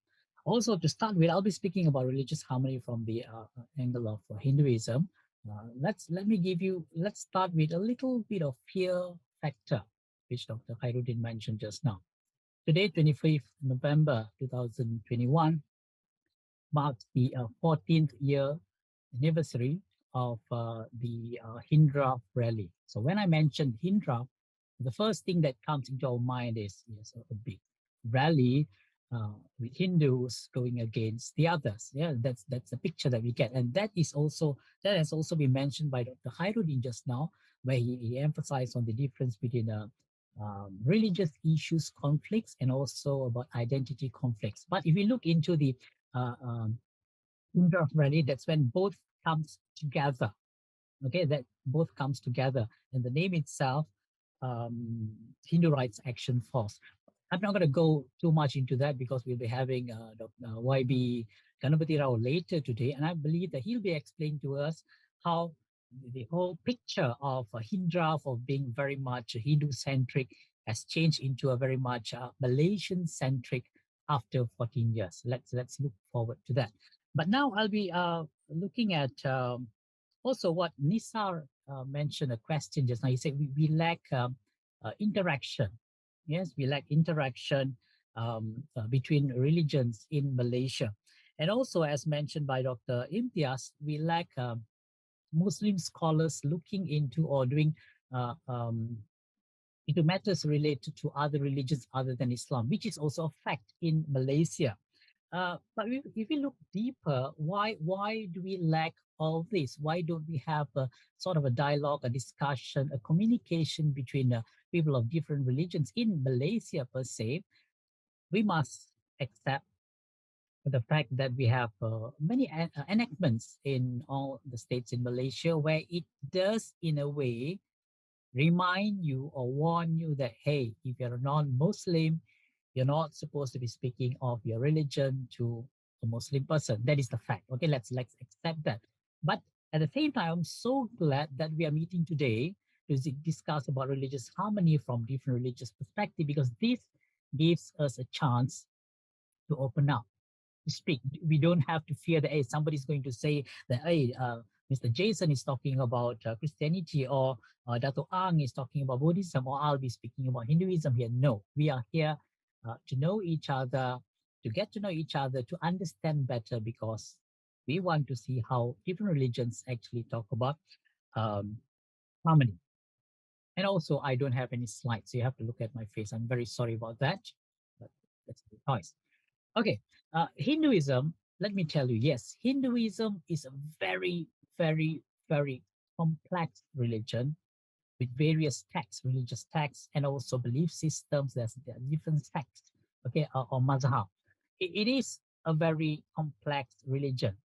Let's face the fact. And since it's very complex, each person, including a Hindu who interprets the religion, would also interpret it differently.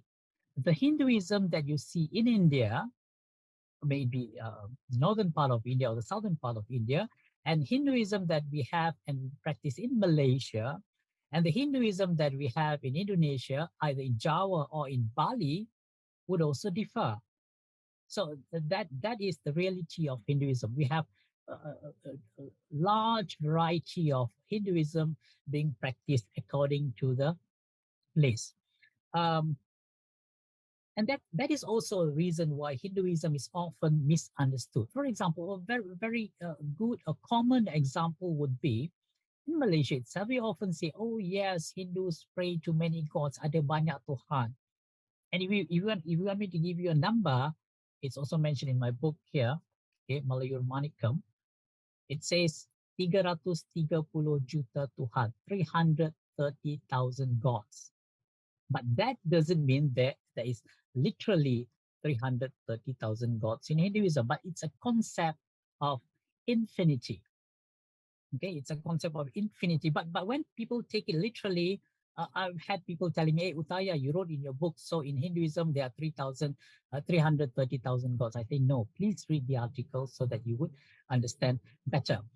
Again, it goes back to that we do not have proper interaction, proper dialogue, as we had in Muhammad's time, to enable us to understand that we are actually one. Everyone loves peace and whatnot. In this manner, Kumpulan Sastrawan Kavian, a group of Malaysian Indian writers who write in Bahasa Malaysia, we have been organizing Convoy Rumah Ibadat, okay, Convoy Rumah Ibadat since 2010, where we go to at least 6 different places of worship. We are writers. We are not activists. We are not as great as what Jason is doing. Since we are writers, we look at it from the writer's angle. So we visit places of worship. We go to masjid, to a Hindu temple, to a Gurdwara, to a wat and whatnot, also to churches, where everybody, all the participants, writers and non-writers, have a chance to interact, to openly ask a question and get the answer. So there is no prejudice, but we are given a chance. Hey, whatever question you have, please ask, and you shall get an answer. Okay, we have done that, but since COVID, we have been unable to continue. Hopefully, very soon, next year, hopefully, we'll be able to continue with that. I'm also part of Project Dialogue, an NGO where we promote dialogue between religions and ethnic groups. We have discussions. We make it a point that everybody gets a chance to speak, to explain, and also to question, to ask questions related to what they would like to know about other religions and other races in Malaysia. So those are the 2 major initiatives that I'm directly involved in.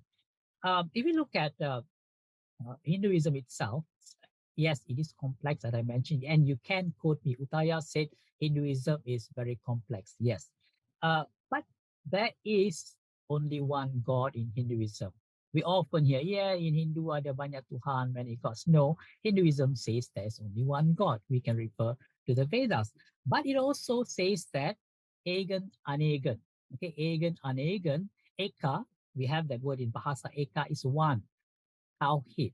Okay, so Hinduism is also a Tawhid religion. That there is only one God, but God is known by many names based on his deeds. Okay, I usually tell my Muslim friends, if you want to understand what I'm saying, you can compare to the 99 names of Allah. I'm not saying it's the same. It'll give you an idea. Oh, okay, so now it makes sense. Okay, there's one God in Hinduism or in any religion, but God is known by different names. Okay. At the same time, I mentioned there are many sects or mazhab denomination in Hinduism. There are major 6 mazhab, just like what we have in Christianity, Buddhism, and Islam itself. So there are 6 major mazhab. But the beauty in Malaysia, at least in our Malaysian context, is that it doesn't matter whether you pray to God as Shiva or Shakti or Murugan or Ganesha, the elephant-headed god, but you are free to go to any temple.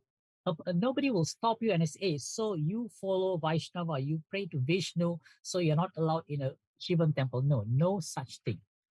During Thaipusam, no matter which sect or which mazhab you are in, you are allowed to go to pray to Lord Muruga. It's allowed. Okay, there is also harmony within Hinduism itself, which I'll explain later how it brings forth to love others as well. But yeah, in Hinduism, you are not, okay, you can also please quote me if you want. You are not a Hindu if you are not able to respect a person of another religion. The moment you downgrade another religion or another person, a person of another religion, may it be including an atheist, yeah, including an atheist, then you are not a Hindu. To be a Hindu is to accept the complexity of God and the way God works. You will never understand why God made a person an atheist. Yes, you see? So you should always accept, as a Hindu, you should always accept another person's religion, another person's philosophy, another person's belief, and then you can be a good Hindu. Even in Hinduism, normal phrase that we use is Sarva Mangalam. Sarva Mangalam reminds us of the good-hearted mother Mangalam here, where Mangalam means prosperity or goodness. So Sarva Mangalam, Sarva means everything, semua. So a Hindu will always say Sarva Mangalam, may there be prosperity, may there be goodness for everyone and everything. He never says, may there be prosperity to myself and my family. No. A Hindu should always think about Sarva Mangalam. And another prayer, a very basic prayer in Sanskrit would be Loka Samasta Sukhino Bhavantu, which translates to, not word by word, which means that shall all beings be blessed and happy. Shall all be, it doesn't say shall all Hindus or shall a person of Vaishnava sect. No, it says shall all beings be blessed, be in harmony, be in peace, and be happy all the time. So in Hinduism, it actually teaches harmony, not within the Hindus in themselves, but also with the others.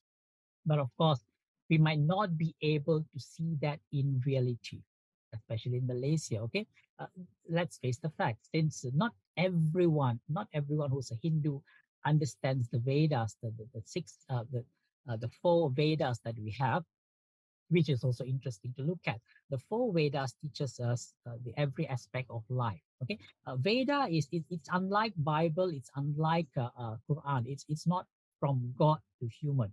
It's human in search of God. So whatever the content of Gita or Upanishad is written by human. Do not let anyone tell you that no, God wrote it. No, it's of human. Hinduism is of human in search of God. So God could be God in the presence of looking for truth, looking for love, looking for harmony, looking for peace, looking for life, with others.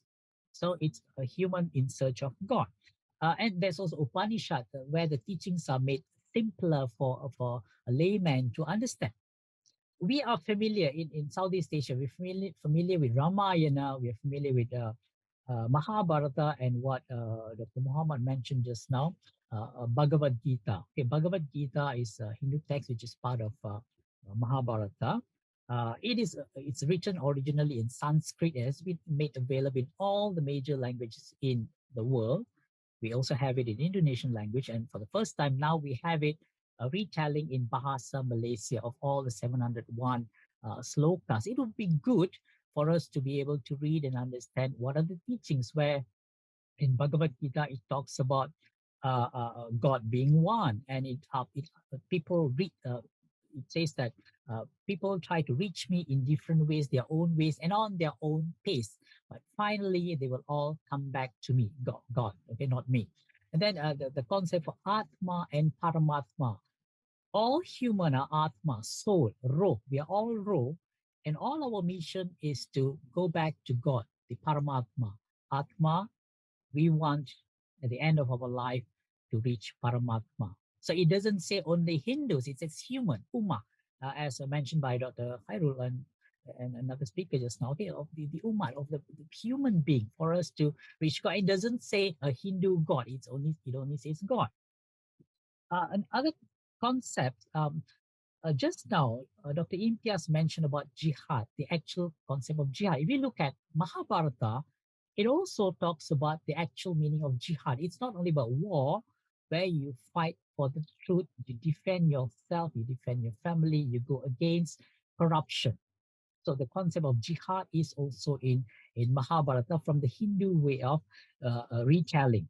In Hinduism, we also have Puranas. There are 18 major Puranas and 18 minor Puranas, where all the teachings of Veda, Hinduism is presented in a story form, especially for children, Puranas. Okay, these are things which are not very much available in Malaysia, especially in Bahasa Malaysia. We import from India. So it'll be good to have these things written in Bahasa Malaysia for local people to read, not in a preachy way, but so that we can understand what Hinduism or what a way of Hindu is all about. Basically, even Mahatma Gandhi says that if you want to understand Hinduism in Mahabharata and Bhagavad Gita, you just have to understand the concept of Dharma and Karma. Dharma or Dhamma is also mentioned in Buddhism, or in Bahasa. Let's make this understand very simple. In Bahasa Malaysia, we have Dharma, sedekah. It's the concept of sedekah in Islam, or in Bahasa Malaysia, Dharma, and Hinduism, Dharma, where you do something good. Okay, you do something good for the goodness, for the truth. Okay, and if you do good, you get good in return. But you're not doing it just for the sake of getting it. And karma, the concept of karma says if you do something good to your neighbor or for another person, you get something good in return. The concept of dharma and karma. These are the basic, very basic teachings in Hinduism. And in Hinduism, let me tell you, there is no concept of missionary. There's no concept of converting someone. There's no, you try to do your da'wah to convert a person to become a Hindu. There's no such thing. We don't hear that in Malaysia. But recently, last month in Indonesia, we have read in the news about a person converting, a very high person, converting, or she used the word, kembali kepada ajaran leluhur, going back, reverting. She used the word reverting to Hinduism in Bali. That is not a common practice among Hindus in Malaysia. But there's an exception. If we go to Kampung Chetty Melaka, the Chetty Melaka people, a very unique Baba Nyonya Hindu people who were here long before Zaman Kesultanan Melayu Melaka itself. They are a mixture, an assimilation of Malays and Indians long before Islam itself. So their mother tongue is Bahasa Melayu. They are ardent Hindus. The first Hindu temple in Malaysia was built by the Chetty Melakas, and they have a very unique way. If an outsider, a non-Chetty Melaka person, if a Chinese, for example, wants to marry a Hindu person in the community, they have to quote unquote convert. They have to become a Hindu. They have to understand the religion, the culture of Chetty Malacca before they can get married to a Chetty Malacca person. That is something very unique among the Chetty Malacca people. There are interreligious marriages among a Hindu, a Buddhist, a Christian, or a Sikh believer. And on that note, I don't know why we don't have a Sikh representative in the panel. I'm not questioning, I'm just highlighting it. But I noticed that we have a Dr. Charanjit Kaur in our audience. Maybe later she can also put some light about all the beautiful things that the Sikhs are doing. Just like what Mr. Jason mentioned, the Sikh community in Malaysia are doing a wonderful job, not only in Malaysia, but also nationwide, to showing the harmony, the passion, what we are actually talking about. Mr. Jason, they're not only preaching, they're doing what they are talking about, and the Sikh community are also doing it. And let's hope that we can all be able to do that. Okay, well, I took 1 minute extra, so I give it back to the moderator, Dr. Muhammad Azam. Thank you very much. Thank you very much, Mr. Utaya Sankar. I think you have shared with us how this Hinduism believes, especially with regard to what you said about one God. I think that would be something, I think, for a number of us, I think, at this first time understanding of this. I have no background of religious studies for other religions, but I think in the university we do have this subject, those days, titas, Tamadun Islam, Tamadun Asia. I think during the Tamadun Asia, I think quite a number of religions, especially Buddhism and Hinduism, were taught at the university. That would be something interesting then. I just would like to make a clarification with regard to your remarks. I think at this particular event, we did not manage to invite the big group from Sikhism for this because of the time constraint of some other invitations that have been turned down. So to replace would be something that is time constraint. That we apologize for that, but inshallah we will take care of that in our future program. But we did have it in our previous programs organized by IAIS. I think you have mentioned about how this Hinduism also promotes of this religious harmony is something that you have to, to not only to love yourself, but also to love your neighbors. And whatever things that you have mentioned is not for us, it's not for me, but for everyone. I think that is a very uniqueness of the teaching that I think that you have mentioned. And inshallah, I think from this event, I suppose we learn a lot from the perspective of Hinduism on this subject matter. With that, I would like to open to everyone here in the Zoom room to raise questions or to give comments, or you will have that comments in the chat. Okay, Prof. Imtiaz, I mentioned this about this Hinduism. So any questions pertaining to the respected speakers pertaining to the subject matter? Ada soalan? If you were to raise it in bahasa, there's no problem. Boleh juga bertanya dalam bahasa. Kita tidak mahu language barrier. You mentioned, Mr. Utaya, with regard to there's a participant by Dr. Charanjit Kaur from Utah. If perhaps she can just perhaps share a bit. Otherwise, I think I will take these questions.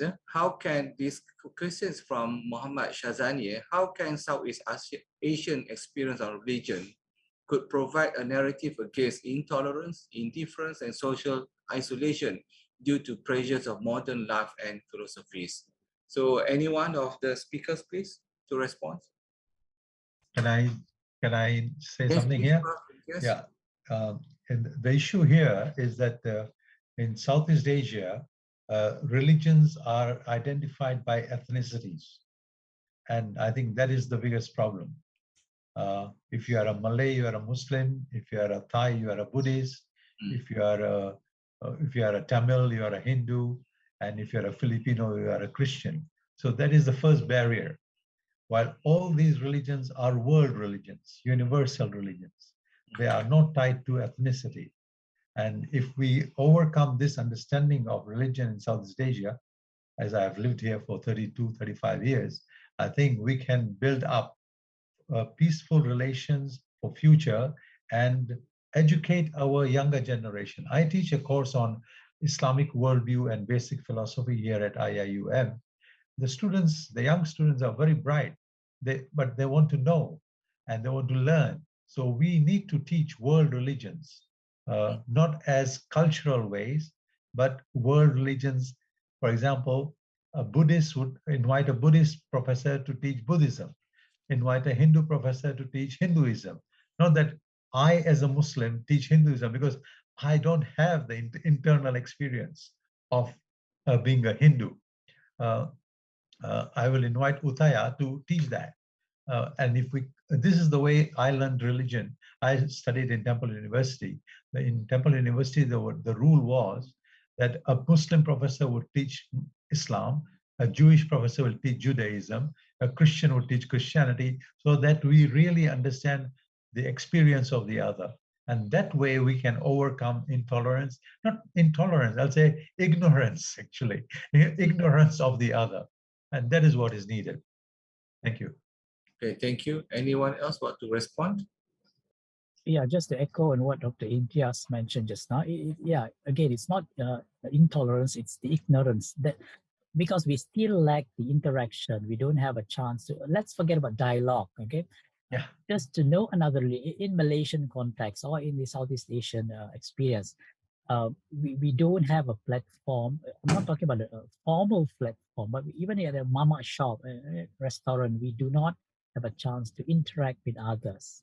Okay, but in reality, we do have friends from different religion, different races. But since we are, we are courteous, we will try not to ask them any question. For example, if we have a Chinese friend who eats pork, it would actually be a good opener to ask them about pork. But we will say, okay, no, let's leave it aside. Or to ask a Muslim or a Hindu about beef, we will try to avoid any sensitive questions.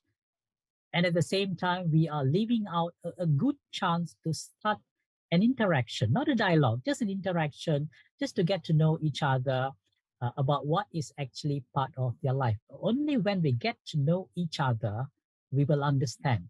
And when we understand, we will be able to accept what we have in common, and also we can accept the differences that we have.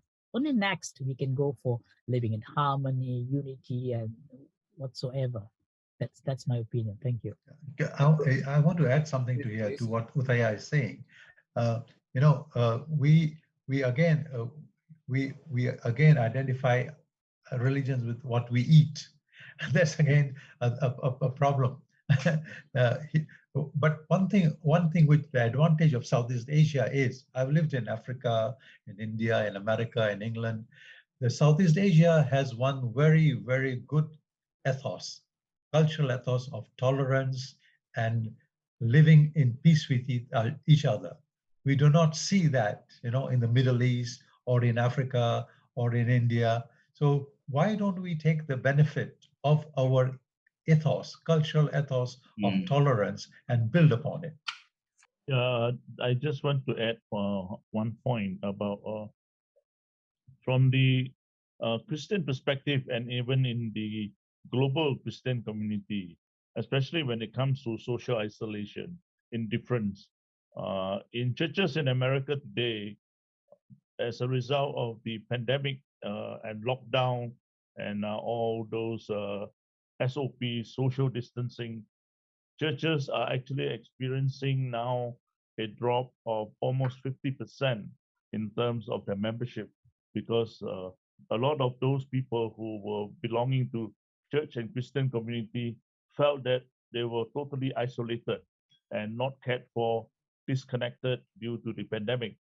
And in Malaysia, I think the situation is not that bad as far as the Christian community is concerned. I think Malaysians do have this active community where we do a lot of Zoom meetings. We are also connected in that sense. At least there is some connection where we see and hear people. So the loss of attendance in terms of the churches in Malaysia is ranging from about 10 to 25%. So it's not as bad. But definitely in a pandemic and a post-pandemic world and an endemic world today, I think all the more we need to redouble our efforts to make sure that the community is connected and people still stay connected. A simple phone call would do. Actually, I think sometimes we need to go back, move a little bit back from digital back to analog, and just make a regular audio voice phone call. And people hear that voice, a familiar voice at the other end. It helps a lot to make people feel that I'm not alone, and I've got people caring for me. So this is one thing that we can do in an international manner. Thank you. Okay, thank you. If I may, I think Dr. Imtiaz brought home a very important point that in Southeast Asia we do not have the historical baggage that is found in other parts of the world. Buddhism basically spread very peacefully throughout Southeast Asia, and arrival of Islam in Southeast Asia was also very peaceful. So we have that historical advantage, so to say, which we can actually make good use of. And as mentioned by this Dr. John Aspit, the future of Islam will not be in the Middle East, but will be in the Nusantara, Malaysia, and Indonesia. So that being the case, I think we have a good narrative, because other Southeast Asian countries, Buddhist countries, for example, Thailand, Burma, Sri Lanka, South Asia, and then with Indonesia, Malaysia, I think we can provide a good narrative to the world. Thank you very much. Okay, thank you very much, Dr. Ang. I think with that, on behalf of the organizers, we would like to thank Professor Dr. Imtiaz Yusof, Mr. Jason Leong, Dato' Ang Chu Kong, and also Mr. Utaya Sankar for this interesting discussion under this what we call religious harmony from different religious perspectives.